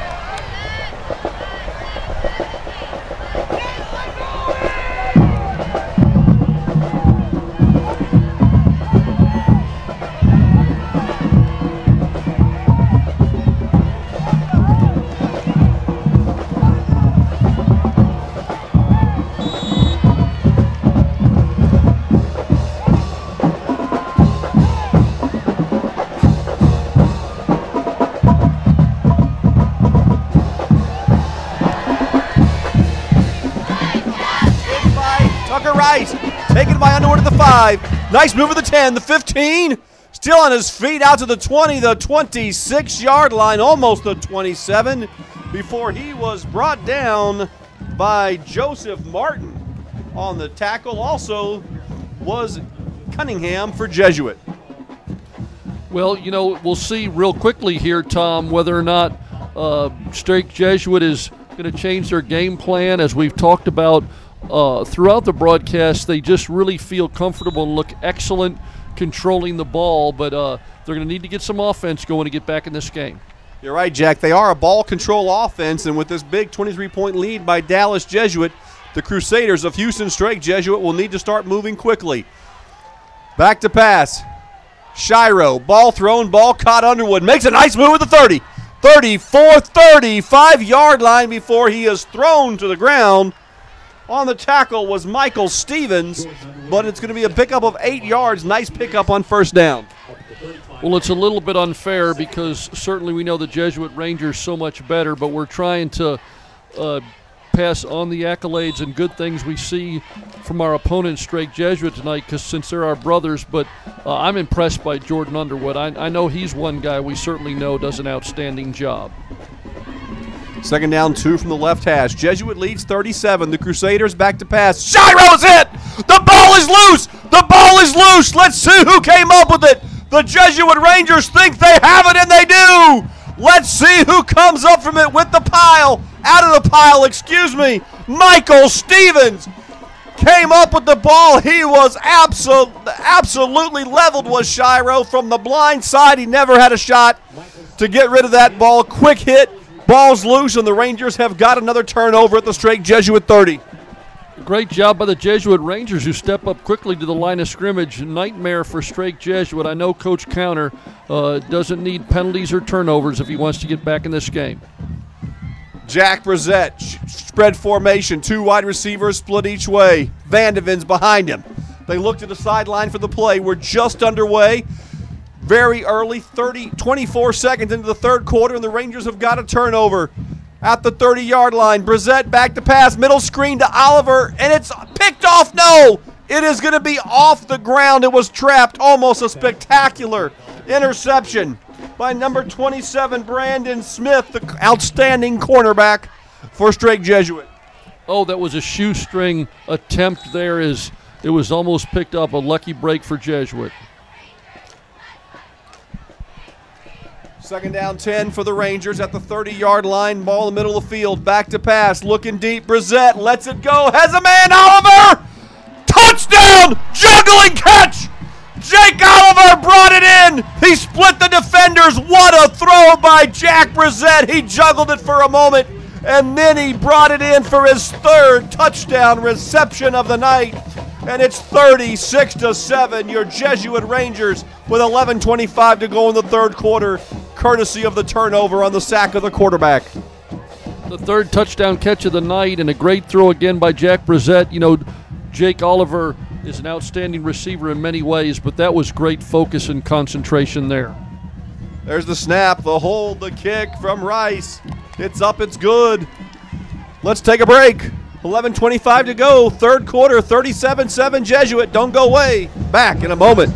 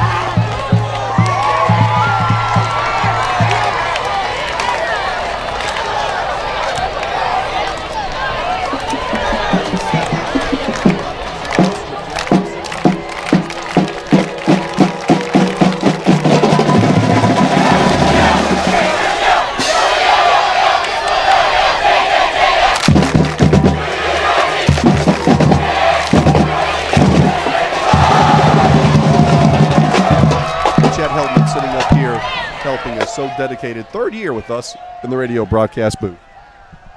We are very appreciative because we know he could be out there with his buddies, and he's in here with us, and we give him carte blanche to permission to go out there whenever he needs to, but he's been awful faithful to us. We appreciate it. 10 catches for 199 yards for Jake Oliver tonight. Here comes the kickoff with a 30-point lead for the Rangers. Rice's kick comes down to the 1-yard line, taken by Underwood. Moves it to 10 to the 15, cuts back right to the 19, still on his feet to the 20.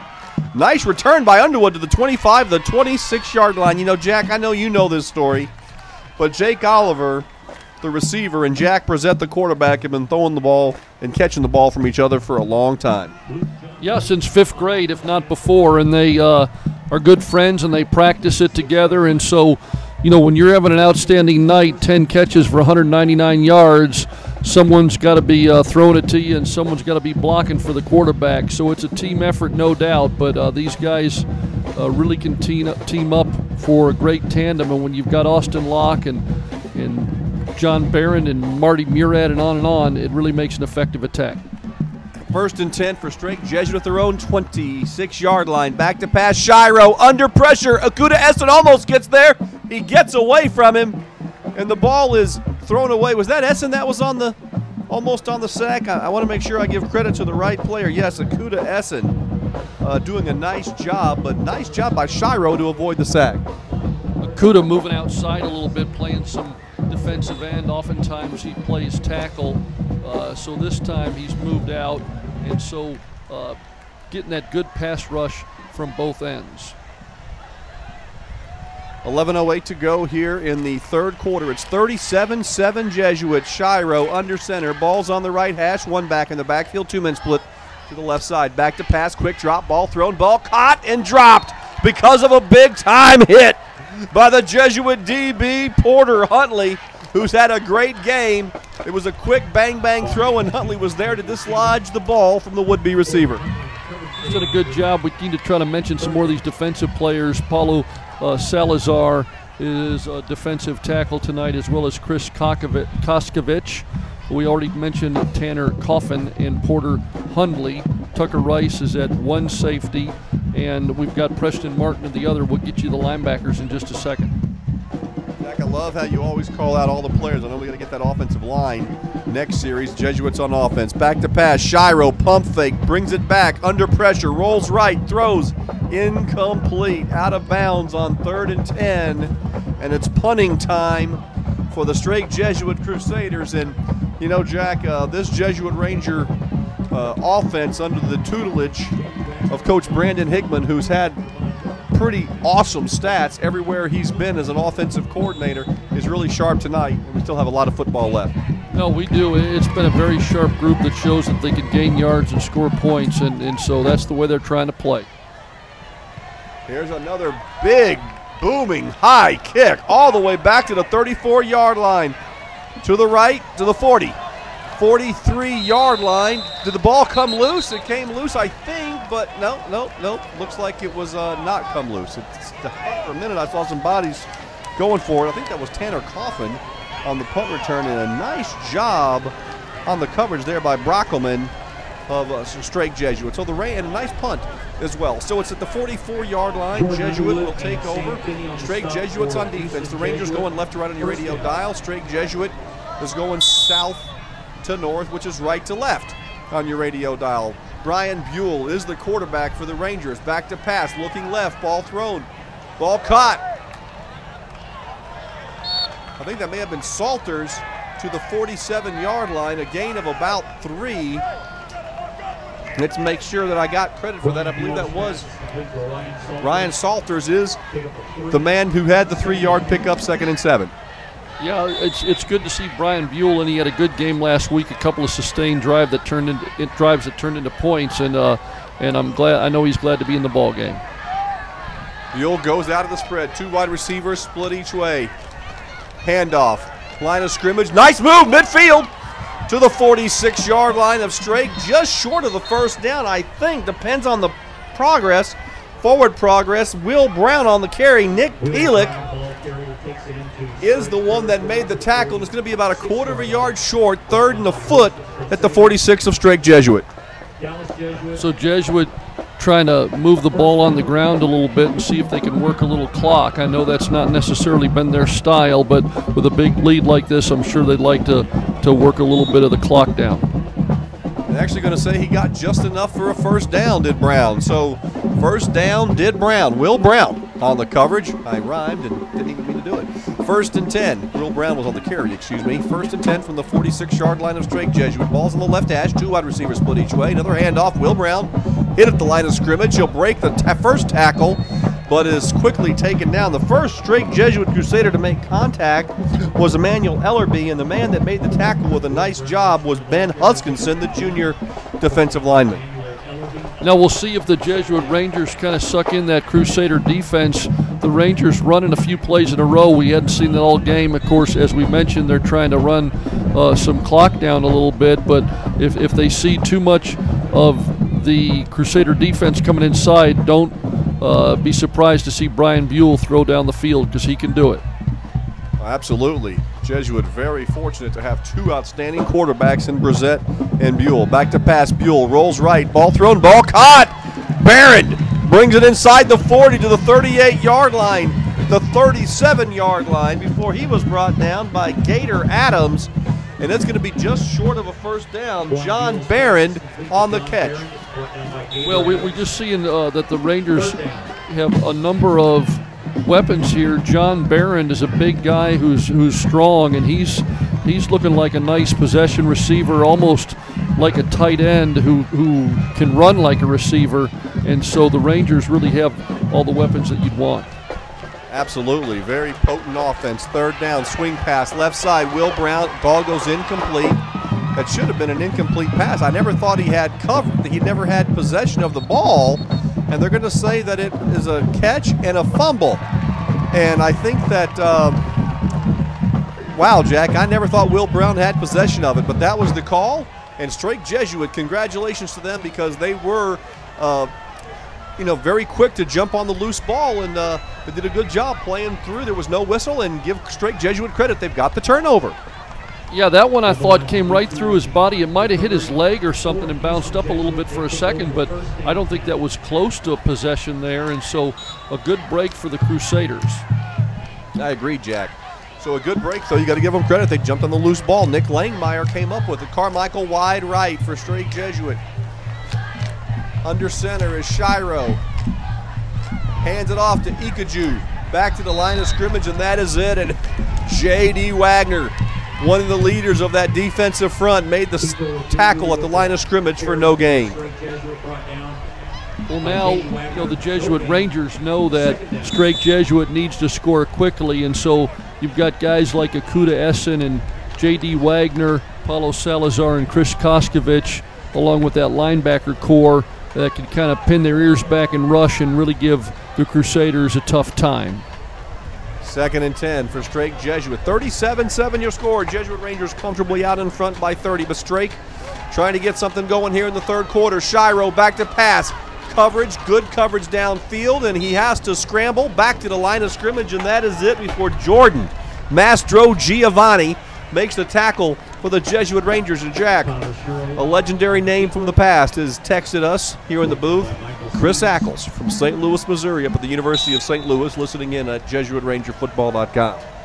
With his good friend Adam is also listening, and it was great to hear from him. I saw that a moment ago, was looking for the right opportunity to give him the shout-out that he deserves, and I'm sure he's enjoying this one. Strake Jesuits 2 for 8 on third downs tonight. On the right hash, 3rd and long, 3rd and 10 from their own 35. Handoff, Ikaju. Good run by Ikaju. He's going to be short of a first down, but he picked up 8 hard-fought yards out to the 43-yard line. And that'll bring up a 4th and 2, and I think when you're down 30, Jack, at your own 43, you go ahead and go for it here. We talked about that earlier, and Coach Counter has shown that he's willing to gamble a little bit, and he is down 30 here with 6 minutes left in the third quarter. The Rangers up 37-7, and so no surprise the Crusaders will be going for it. 4th down, officially it's 2 from the 43-yard line. 5:47 to go, third quarter. I backfield behind Shiro. One wide receiver split each way, back to pass. Good protection, going deep for Carmichael. Overthrown, incomplete. Carmichael, single coverage out there. Carmichael's got some speed. Looked like he flashed open for just a moment, but outstanding coverage by Tanner Coffin. And the ball goes incomplete, and the Rangers will take over on downs at the Strake Jesuit 43. Well, it's one thing to go for it on 4th and 2, but another thing to throw a bomb on 4th and 2. And so Coach Counter trying to catch the Rangers off guard, but Tanner Coffin was there. 1st down 10 for the Jesuit Rangers. That take over on downs at the 43-yard line of Strake Jesuit. We'll tell Al Taylor after this play, we'll pause for station identification. We'll also let B.J. Antes know. We're going to come down to him in just a moment. 1st and 10 from the 43. Handoff to the 40-yard line. Not much running room there. A gain of maybe 3, and it looks like with a 30-point lead, Jesuit is content to run the clock. Let's pause for station identification.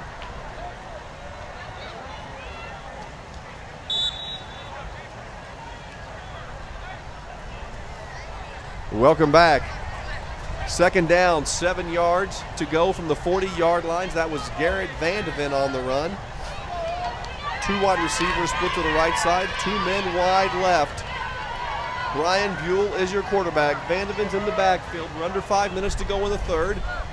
They play action, taking it back. Buell, ball thrown, ball caught. Salters again, and he's been outstanding when he's gotten his opportunities. Ryan Salters to the 32-yard line.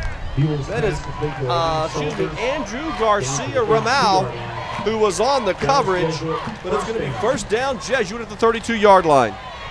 And the receivers just keep on coming for the Rangers, Tom. That's about the 6th one that's caught a ball tonight, and Salter's another good player, and the Rangers spreading the ball around. And that's Garcia Ramo. My apologies for the mispronunciation. Garcia Ramo, who was on the tackle. Handoff, right side. Garrett Vandan inside the 30, down to the 29-yard line. Let's reset where we are. 4:34 to go in third quarter. Jesuit leads by 30. 37-7. Clock is running. Brian Buell is your quarterback. Jack Brissett took all the Ranger snaps up until the last series, and Buell has looked very good here in relief in the third quarter. Looks like Buell's going to get a lot of snaps here the rest of the way. Clock is becoming the Rangers' ally, obviously with a 30-point lead. 2nd and 7 from the 29. Handoff, Orion Salters to the 28-yard line, so a gain of 1. Jack, here's a score for you. The Texas Rangers 10, the Boston Red Sox 0. Derek Holland goes 13-5 tonight with the win for Dallas. For Texas. I just saw that. That's a great win for the Rangers, having lost 3 out of 4 to Boston last week, and so trying to make a statement there. Yeah, I think after they got pounded for that weekend series a week or so ago, or whenever that was, come out and put on that many runs on the board was a big answer for the Texas Rangers. 2nd down and 6 to go. Back to pass. Buell under pressure. Avoids the rush. Ball thrown. Ball caught inside the 18. Putting on a nice move there. Stutter step and then a cut to the right side. Down to the 15-yard line. Ryan Grant with a nice move. Nick Pielick made the tackle for Strake Jesuit. They'll move the chains. They'll stop the clock with 3:14 to go here in the third quarter. And Tom, we got a nice guest in our booth tonight, Dion Pride from the class of 1980. A good friend of Chris Martinez, class of 78. I'm class of 76, so I'm a little too old. I was already gone when Dion got here, but I was friends with his brother Craig, who was a year ahead of me. So welcome to the booth. And Jack, George Strong from the class of 1980 already texted us. So that's my classmate up there, George said. George, of course, a big-time supporter and integral member of our broadcasts week in and week out from Strong Audio Visual Production. So the handoff was to Garrett Vandan. It was for a loss. Back to the 20-yard line, a loss of 4. 2nd and 14. Give credit to the Strake Jesuit Crusaders. They're playing very hard on defense, even with a 30-point deficit. Back to passes Buell. They set up the screen to Vandan. Has some people out in front to the 10, the 5. Touchdown, Jesuit Rangers. Garrett Vandan. The perfect play call. Strake Jesuit came with the max blitz. Everyone was coming. Vandan took it and walked into the end zone. Well, I shouldn't say he walked in, he ran in, but untouched. And the Rangers have extended this lead to 43-7 with 2:19 to go here in the third quarter. Garrett Vandan showing his speed there. Really a nice job around the side. You know what I'm glad about, Tom, is we've only called Garrett. I think I called him Ryan only once tonight, so that's a good thing. 2:19 to go here in the third quarter. The extra point from Tucker Rice is good. Brian Buell on the hold. Let's go down to B.J. Antes on the Jesuit sideline. B.J., first of all, pretty impressive by the Jesuit defense to get the ball on downs, and a nice drive there led by Brian Buell, and a nice call there by Brandon Hickman to get the score to Vandan on the screen pass.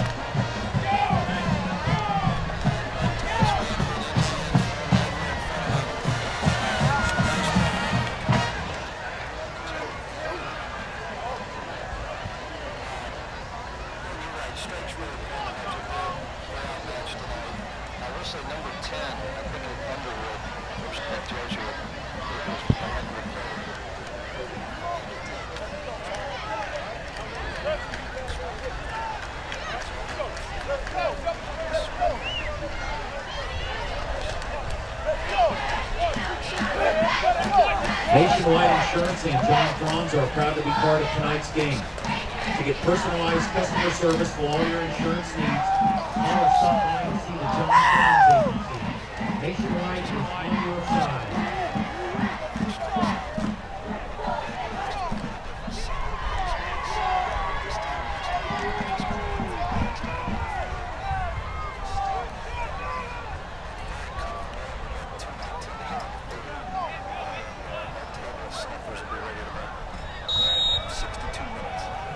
All right, thank you very much, BJ Antes. That sounds good. With the Ranger Radio broadcast crew, you can always find us at Snuffers after the game right there in Addison.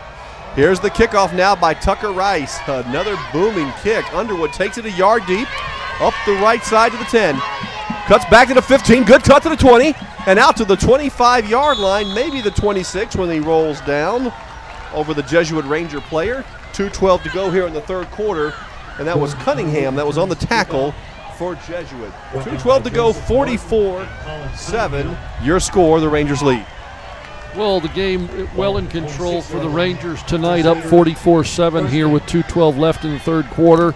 Crusaders now, remembering this is a non-district game, they're just going to work on things. I think probably they'll still play hard all the way to the end. That's the way they do things. And see what'll come up of it as we have the handoff from number 12, Tyler Skuro, to number 20, Austin Hahn. Short gain on the play. Let's see, they're going to officially give him, I said short gain. He got 6 on it, so a nice run by Hahn.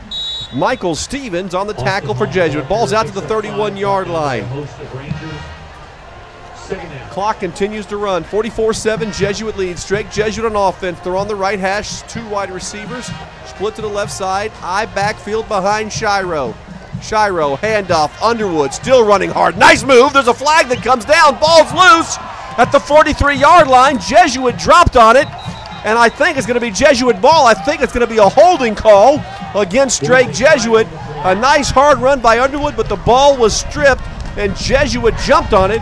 And, Jack, I think that was Tanner Coffin that came up with the loose ball, and that was a penalty against Strake Jesuit. Has declined, and the Rangers, how many turnovers is that tonight, Chris Martinez? We'll update the stats on that in a moment just as I ask it. Of course, the computer has to refresh, but that's a number of turnovers tonight, including the on downs.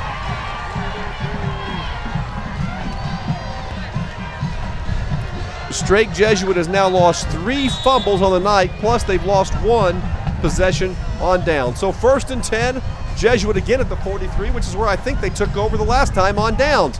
Handoff, right side, Salters breaking tackles to the 40. And he is brought down at that point by number 27, Brandon Smith, who came up to make a nice lick on the play. It'll be 2nd and 7, but another turnover for the Jesuit Ranger. And Chris points out that was actually the 4th fumble lost by the Strake Jesuit Crusaders tonight, and they've got the 1 interception, so 5 total turnovers. Orion Salters with some quickness here, making a good 5-yard gain as he starts there. It'll be fun to see. Oh, now they moved the change back. Excuse me, it was 4 yards. It's nice to see him run. Absolutely is, as Brian Buell goes in the spread. 2 men right side, 1 man left. Handoff. Not much running room there to about the 39. A gain of maybe a yard. Will Brown was on the carry, and that'll bring up Jack a good 3rd and 6, but not sure we'll get another playoff here in the third quarter. It looks like we will, as the play clock.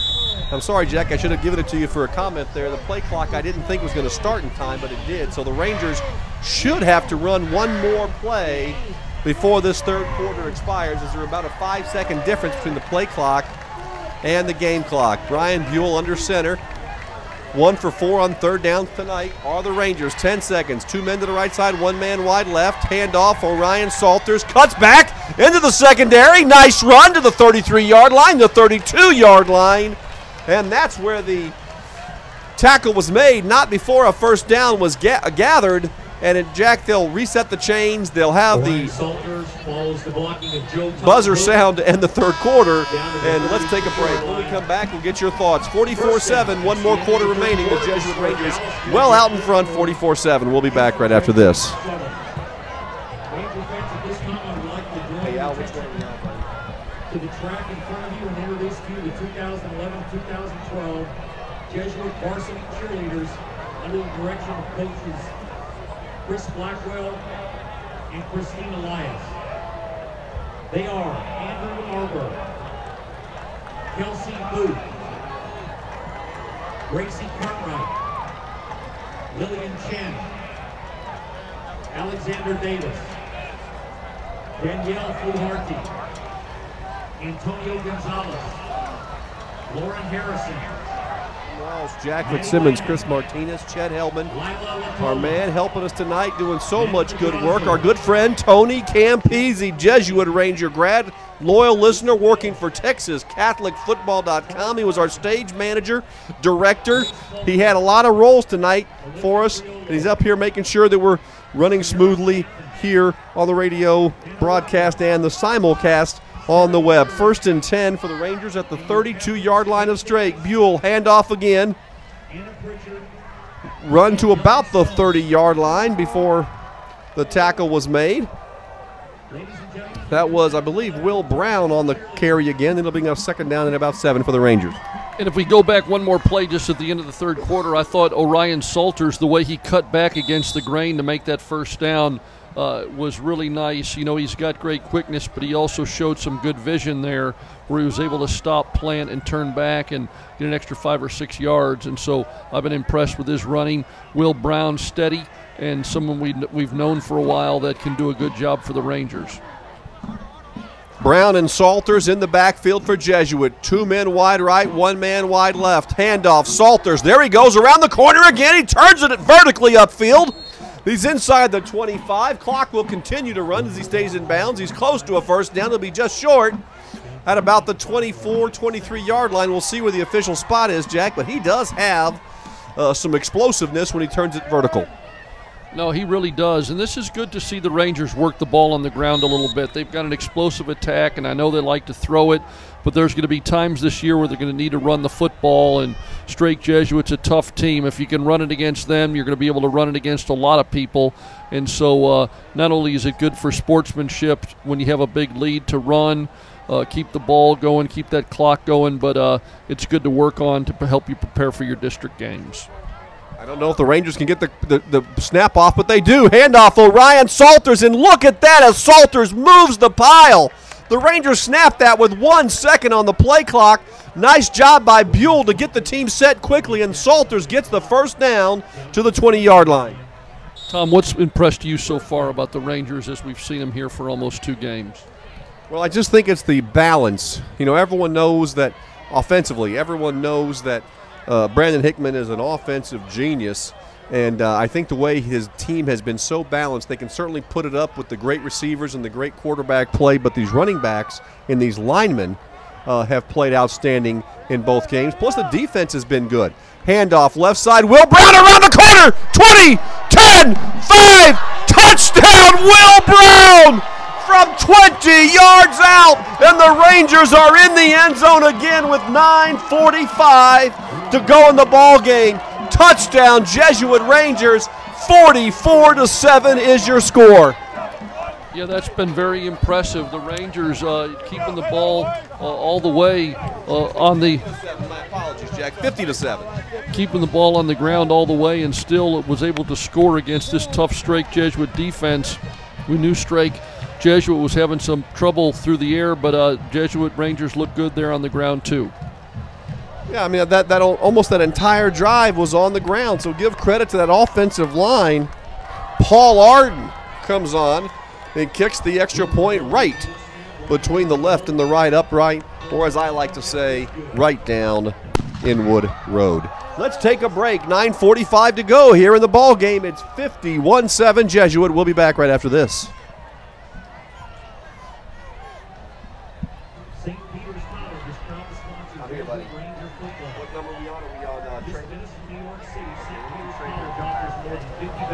Programs, over 60 different student organizations, scholarship opportunities, and much more. St. Peter's College will be having their fall open house on November 19th. Visit us at spc.edu to register.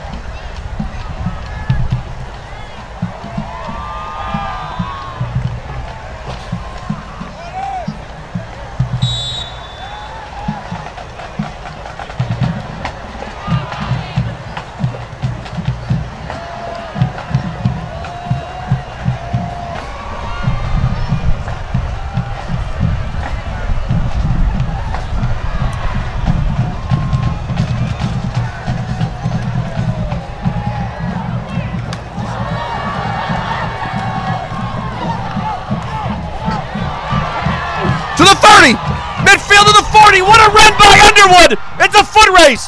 40, 30. Cuts inside to the 20. And a touchdown saving tackle made it the 20-yard line. But how about that? Jordan Underwood still competing as hard as ever. Hats off to that young man. Austin Locke saved the touchdown. But what a return by Jordan Underwood. Yeah, that was a fantastic return. You know, I know it's been a tough night for our brothers from Strake Jesuit, but Jordan Underwood has been a shining bright spot, and he's a great example to his teammates who are all playing so hard, and I'm sure he's a great leader for that team. Nice return, handoff, Ikaju rumbling through the middle of the Jesuit Ranger defensive line, down to the 12-yard line. The clock continues to run. Jack, 67 yards on one pass earlier today from Jordan Underwood, and then that return after he caught it at the goal line for a second, fumbled it on the ground, picked it up, and ran it back 80 yards. What a nice return. Jordan Underwood has rushed for 43 yards tonight. 81 yards tonight, receiving 43 yards on the ground. 8:50 to go in the ball game. Strake Jesuit still playing hard. You knew they were. They're a well-coached team. A great program over there by Coach Ron Counter. It's one of those nights where things haven't gone their way. They've had a few turnovers and things kind of got away from them. But this Strake Jesuit team is going to have a good year. I can just, you can just tell, Jack, when you watch the way a team competes, and they're still competing very hard indeed. 8:44 to go here in the ball game. There was a illegal procedure penalty called there that time on Strake. Second down now. We'll call it 8 from the 18-yard line. They've got to get to the Jesuit Ranger 10, so we'll call it second and a long 7 or a short 8. I backfield behind Shiro. Shiro, handoff, Ikaju. Trying to get around the corner, cuts it back, driving the pile inside the 10-yard line, and he will get a first down just on second effort. Ikaju gets the first down. His first down goal to go for Strake Jesuit. Wow, that's a strong guy that can move the pile. I'm impressed by his power as Ikaju runs a little bit up the middle and then takes a cut to the left and really gets an extra 3 or 4 yards just out of great effort.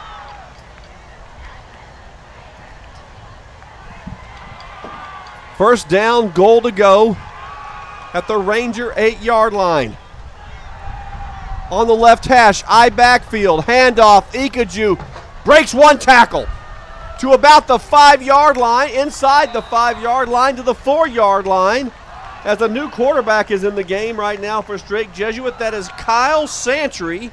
He wears number 2, and he's got the Strake Jesuit Crusaders lined up at the Ranger 3 for second and goal. Eric Johnson on the tackle for the Rangers. Yeah, Coach Counter getting some subs in there and getting some experience for a number of guys, including his new quarterback, Kyle Santry, knowing that you need to have a bunch of guys ready when you're playing district ball and UIL 5A play. Fourth play of the drive, Santry under center. This one started at the Ranger 20 on the 80-yard kickoff return. Handoff, Ikaju dives for the end zone. Is he in? He's short at the 1-foot line. It'll be third and goal from the foot line, but Ikaju moved the pile again, and you wouldn't be surprised to see something to big number 39 on the next play. Well, when the ball's at this point of the field, I wouldn't be surprised to see that at all. You've got to love the determination by these Strake Jesuit Crusader players. There's 6:43 to go in the game. The Rangers are winning 51-7, but the Crusaders, you can tell, want another score very badly.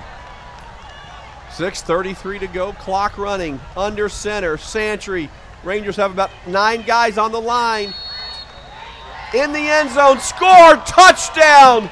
Kyle Santry on the quarterback keeper gets the score, and credit the Strake Jesuit Crusaders who never stopped competing tonight. 80-yard kickoff return by Jordan Underwood gets the Crusaders to the Ranger 20. Santry brings them in from there. A lot on the legs of big number 39, Tito Ikaju, but Santry pushes it in and touchdown Strake Jesuit. Here's the extra point try. The snap, the hold, the kick, it's up. It's good. Let's take a break. 51-14 is your score. We'll be back right after this. Pace Murphy with the snap, Ben Brenton with the hold, Nick Langemeyer with your extra point. Your score, Dallas Jesuit 51, Houston Jesuit 14. I mean, not until it's over. I mean, Al.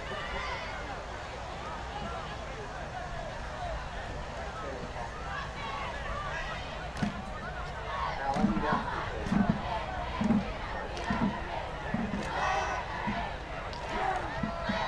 Welcome back. Texas Catholic Football is hosting an interactive gamecast tonight at TexasCatholicFootball.com. Roller after games and photos, live feed audio and chat, as well as a replay of the game. You can be part of the action now from your smartphone by sending a tweet and using the hashtag JesuitFootball. We'll see how long BJ is in just a moment. Matter of fact, let's go down to BJ now. BJ, you feel balmy down there?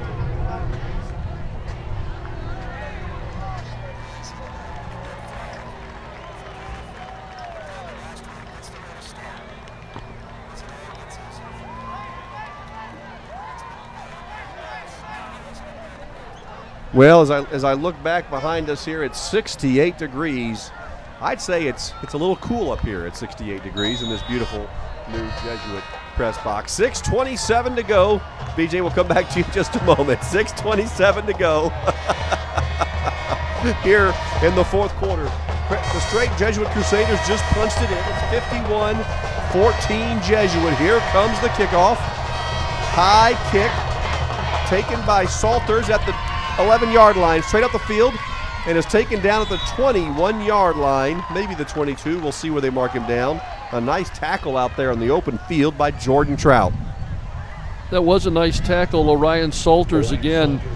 He's a guy that you'd like to have a number of touches during the game. And so, Tom, sometimes these numbers are a little bit difficult to see. So I want you to kind of help me with some of these linemen as we go through the next couple of plays. I see that Ben Wright, a starter, is still out there. Of course, he usually starts with J.J. Gustafson and Joey Heaver and Brian Ogden and also Paul Paris. So we'll see who's out here in just a moment. I see Joe Tom Hood, Freddie Rondon in the game. Will come back as there's a handoff to Salters again, and that nice cutback move that we've seen him be very effective on tonight as he's up to the 29-yard line with 6:12 to go. Jack, so we saw 78-79, and see if we can't get some of these other big linemen.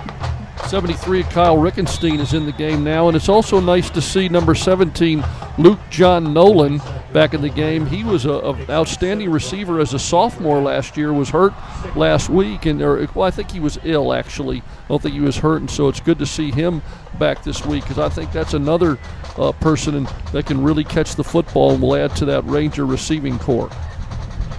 5:41 to go. Handoff, Vandan trying to get around the left side, and does, to the 30, 35, and tackled way out of bounds. And, you know, that's just hard playing by both sides. You know, the player for both teams running hard and, you know, just kind of forgot, I think, where they were on the field, but certainly no malicious intent. That's just hard playing, but it was out of bounds, and it's going to be a 15-yard penalty tacked on to the end of the run, and that'll put Jesuit up across the midfield in the Strake Jesuit territory. And, you know, he is playing hard. I agree with you, Tom. I don't think there was any malicious intent there. At the same time, I'm sure there's some frustration. This is a game that both schools would like to win. It was a series that's quite even going into this game. The Jesuit Rangers had won 13 times when these teams had played. The Strake Jesuit Crusaders 10. So it's been very, very close and very even over the years. And to be on the short end of a 51-14 score, I'm sure that's frustrating some of these hard-working Crusader players who expected a closer game. 1st and 10, Dallas Jesuit on the left hash of the 46-yard line. Handoff, Vandan hit at the line of scrimmage. Nice tackle there. Hit by a couple of different Strake Jesuit Crusaders. Gator Adams was one of them, along with Emmanuel Ellerby, and a loss on the play. Another good man I see in there on the offensive line for the Jesuit Rangers, number 60, the senior Chris Wallace. And want to give Chris a shout out as he is a great leader of our Jesuit community, the vice president of the student body, and out there playing some tough football tonight. So 2nd down 10 for Strake Jesuit on defense, Dallas Jesuit on offense. So there was not a loss. They gave him back to the line of scrimmage with his forward progress. 2 men in the backfield, Salters and Vandan. They hand it off to Salters. Vandan out in front. He cuts right into the secondary. There he goes. 30, cuts back to the left side, and he's going to be taken down at the 29-yard line, but Orion Salters with another outstanding explosive run. Tackle was made by Elijah Cherry, 17 yards on the carry. He can stop and start and turn on a dime. He really can. He showed a burst of speed there, a great cut, then almost stopped just because he knew he wasn't going to be able to get through and try to look for another hole. There just wasn't anything there, but a nice effort there by Orion Salters. 23 first downs on the night for the Rangers, and Orion Salters, Jack, he's got a Big 10 next to him in the program.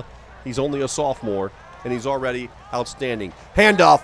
Garrett Vandan breaking tackles inside the 25 down to the 24-yard line. Actually, they'll give him the 25-yard line, and that is it before Jordan Trout made the tackle, as we're now under 4 minutes to go in this one. And Jack Brissette's grandmother, Mrs. Steve or Grammy, is writing in, proud of her grandson, Jack Brissette, on another outstanding night. You can certainly see why she would be when her grandson is 18 for 23 for 375 yards, but she wanted to make a specific point to say, hey, but we are proud of the whole team and all the Rangers. She wants to be a proud grandmother, but I wanted to give a great congratulations to the whole team. 6th play of the drive. Vandan again on the handoff from Brian Buell. He will get back to the line of scrimmage, and that is it. Always good to hear from Jack Brissette's Grammy. She's one of our most loyal people to email in. You can let us know you're out there, Tom and Jack at JesuitRangerFootball.com. Jack, when they have this next snap take place, we'll be under 2:50 to go in this one. You know, Tom, I want to take the opportunity to do something that we both wanted to do, and that is to mention the passing of a great Jesuit alumnus, Corky Clark, from the class of 1956. I know that you were friends with Whit Roberts, whose dad, Harry, was a close friend of Corky's. He was a great leader in the Jesuit community, will be sorely missed. And as Jack Brissette hands the ball off there to Brian Buell, to Garrett Vandan. But I just think Corky Clark is the epitome of a man for others and a great leader in our community. He's a former president of the Alumni Association, a former distinguished alumnus at Jesuit, a former Gold Ranger Award winner. Anytime Jesuit needed him, he was there. And I was at that funeral yesterday, and a lot of great things said about an excellent man. Jack, I want to follow up on that after the play. 4th down. The Rangers go with a quick kick and try to down it inside the 5, and they do. Nice job running down there by Ryan Salters to do that quick kick. Nice kick by Brian Buell as Strake Jesuit will take over to 3, but Corky Clark was one of the nicest men I've ever had the pleasure of meeting. And everything you just said, Jack, I completely concur with. A loss for the Jesuit community, but it was he was a wonderful part of this Jesuit community for so many years. And I know you know this, Tom, but you know I just named some of the Jesuit things that he did and served on our boards and committees, and he was in the salesmanship club, a leader of that organization for many years, an employee, ultimately the CEO of Olmsted Kirk Paper Company, worked there 43 years. Great guy. Absolutely. Handoff to Ikaju, and he will get back to the line of scrimmage, and that is it. So this one's about over, Jack. 51-14 is your score. Your Jesuit Rangers, the Jesuit Rangers, for those listening here locally, are out in front and have been for a very large part of this game, as Strake Jesuit will have 20 seconds to get this play off and win. I think maybe we've got about 3 plays left before this one's over, Jack. Yeah, we'll try to mention as many players as we can. I see number 4, Colin Cunningham, the senior defensive back in, and also number 23, Bill Snyder.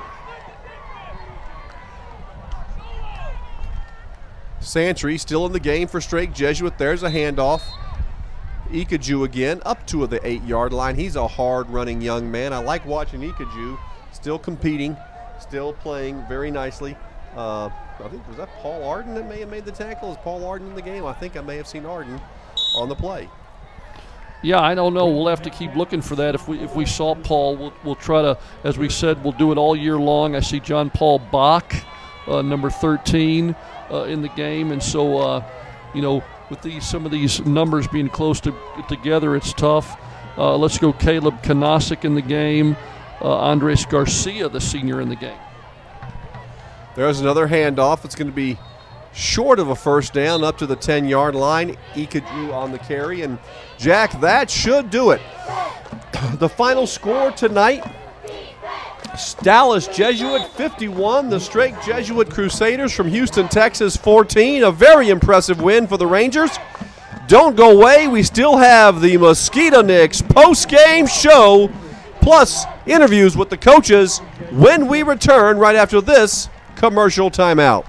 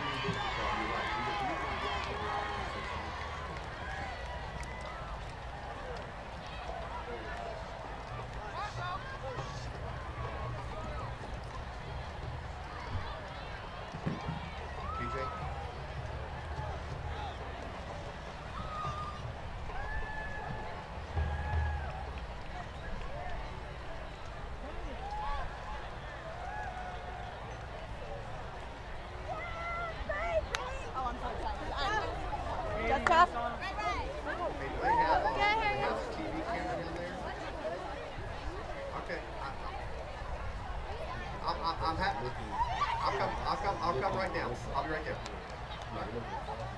Hey, Chad, let's do this. You're okay with it? I can do the. We can still talk. I'll just be down there, and we can do the post-game show. Unless you want to go. So what am I supposed to do? Just talk about the game? Yeah, I think that I can make the report. We're going all in this meeting next month, right? So why don't you bring it back and just give a 2-minute overview? When you wait for me, you're ready. Right. Okay. I'm right there. What's a quick swing? I'm good. Right there. The silver.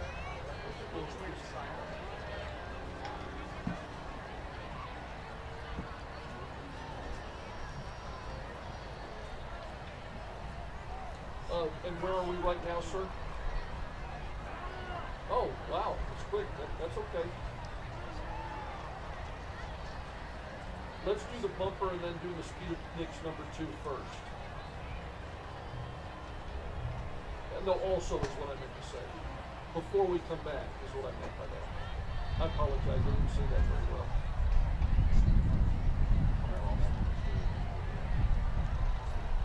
Yeah, whatever you'd like. I'm just giving Tom a little more time to get down to the field.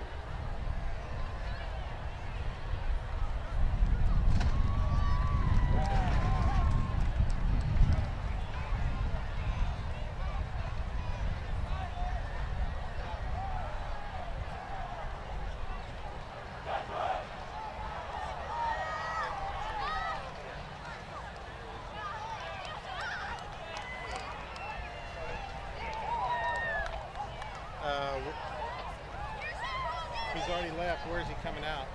Yes. Yes. But not for a lot longer, so.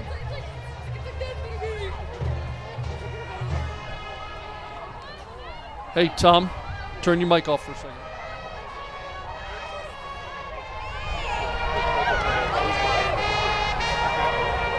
And Mike is, for this mic, it's in the camera. You want us to get pretty close? Yeah, you got to speak into it.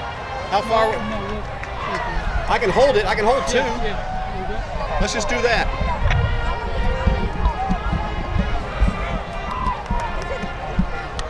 The beginning of the TV star.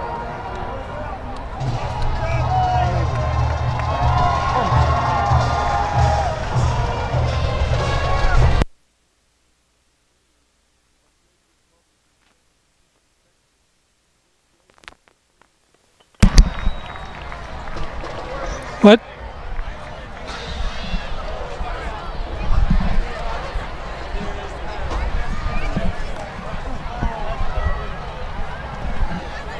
We want to keep this mattress on until it stops.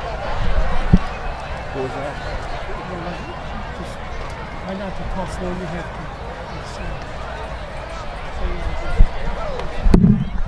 to. Try not to talk over him for the sound.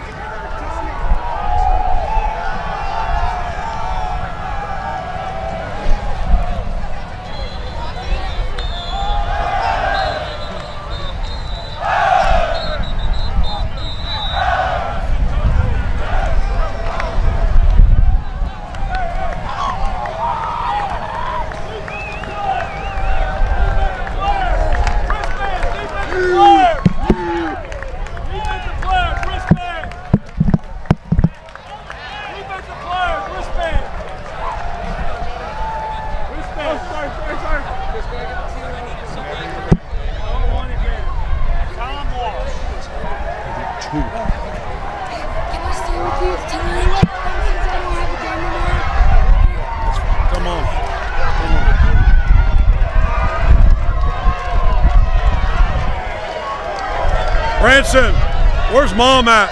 All right, thank you very much, Jack Fitzsimmons. Big win tonight, Coach, 51-14. We got double microphones, one for our radio broadcast and one for our TV broadcast. Appreciate you coming over. Congratulations on the win. 2-0 as your head coach at Jesuit, and this one must feel pretty special. Feels very special. The kids came out tonight, played hard. You know, coming off an emotional victory last week, you kind of worry a little bit as a coach of how they're going to play, and came out and responded very well against a good Houston Strake team. Coach, tell us, I wanted to ask you about a couple things about the game. You know, you have such outstanding receivers. Everyone knew about Jake Oliver, but you got outstanding wide receiver play from Oliver tonight, but also from a lot of the other receivers. We did. We'd like to spread the ball around. You know, for us to be successful this year, we're going to have to be able to throw it to other guys, and they've stepped up big tonight. Jake played well. Austin Locke, John Barron, Marty Murad, everybody kind of has their role. Some of the guys came in at the end there and played very big and executed the offense, and I was proud of that tonight. Coach, you've obviously had a great deal of success everywhere you've been as an offensive play caller.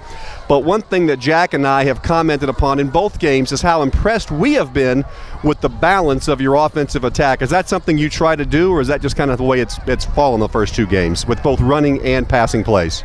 That's kind of the way it's fallen. You know, we like to throw it. That's our offense, and we're a fast-paced offense, and that's what we do. It's hard for me to say, you know, being an O-line guy, but we like to throw the ball, and we will run it, though, but we like to try to throw quite a bit. Let's talk real quick, if we can, Coach, about your defense. You know, last week in the first game against Flower Mound, 28 points given up in the first half. Second half only gave up 14, and tonight for the entire game only gave up 14. You got to be pleased with what you're seeing on the defensive side of the ball as well. Very pleased with our defense and the play. Our secondary made some big plays tonight when they tried to take some shots on us, and defensive linebackers played very well. Our coaches did a good job making adjustments at halftime last game against Flower Mound, and then tonight as well. They're in the hallway making a bunch of adjustments, and that's coaching, and I'm proud of our coaches, and looking forward to next week. Coach, and we're all very proud of you, and thank you for being such a big supporter of our radio broadcast. It's always nice to talk to you, win or lose. Of course, we've only talked to you after 2 wins, but you've talked to us a lot in years past as assistant. 2-0. Congratulations on the big win tonight. Thanks, Tom. I appreciate you and Jack. All right, that is Brandon Hickman, as we've got the dual mics here, both on the TV and for the TexasCatholicFootball.com, and of course for our local broadcast here on 770 AM here in Dallas. Jack, back up to you. I'm not sure if we'll get a chance to talk. Hopefully we'll get a chance to talk to the Strake Jesuit coaching staff, but let's go back up to you for just a moment. Why don't we take a commercial timeout, and we'll see if we can't get a few more words. Does that sound good?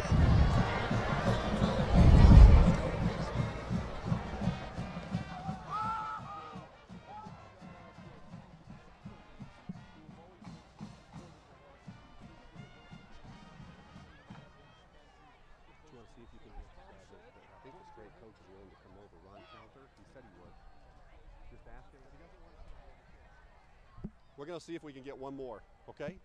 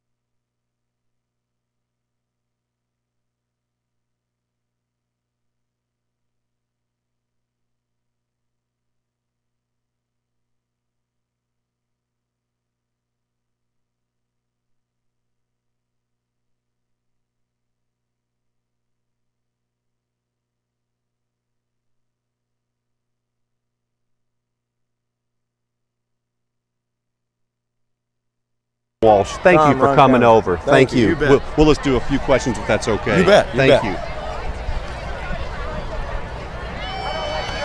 You know Jack Fitzsimmons up there is my partner. You know Jack, don't you, from Jesuit? I listened to y'all's game last Friday on Did the radio. you? Okay, awesome. Y'all did a good job. He said hello. That's it. That was a great game last week. I wish we could have made it more exciting tonight. Well, you had a big one last week, right? You were up 31-10. Yeah, and St. Thomas made a big comeback. I got 2 miles. It's all Bob's fault. Bob called last year and said, hey, let's start playing again, and I knew DJ was going to be good when he called. I knew he was getting me.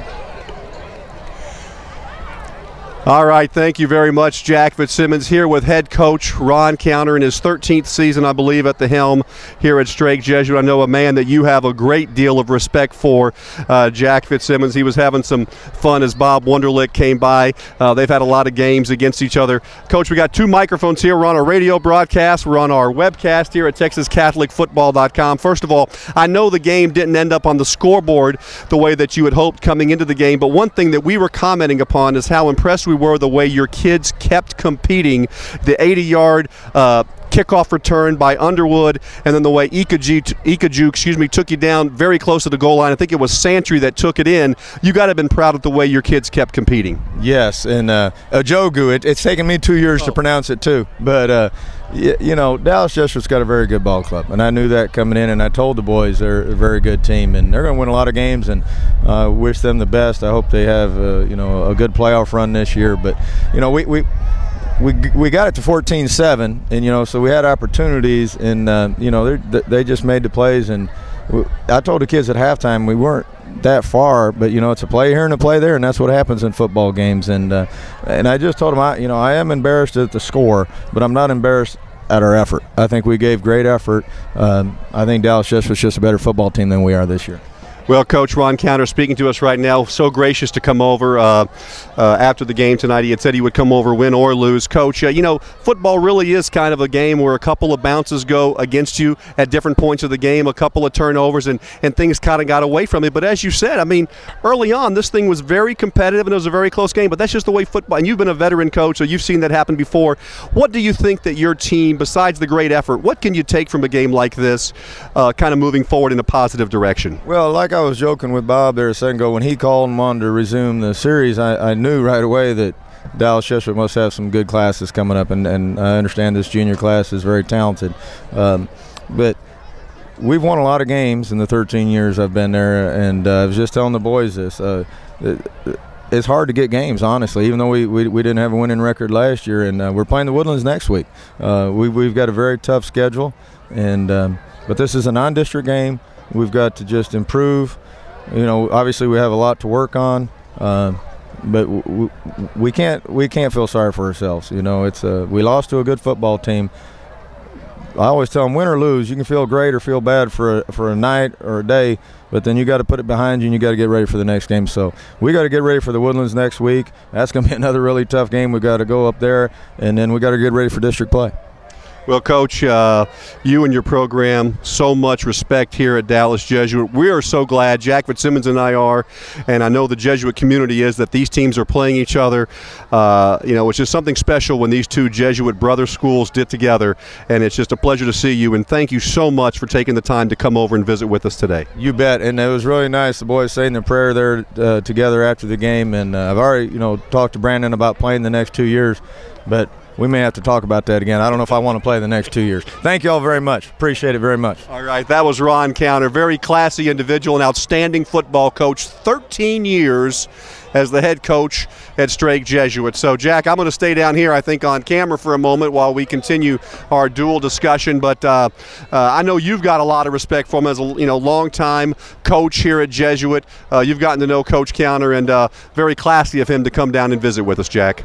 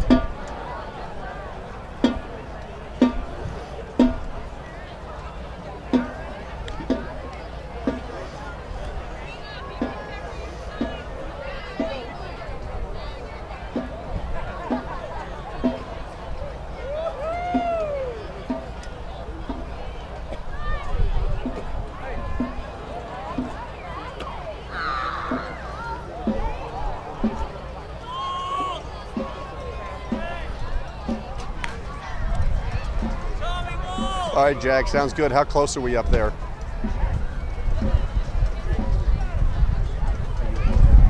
Well, I mean, we still got like 3 breaks left, or?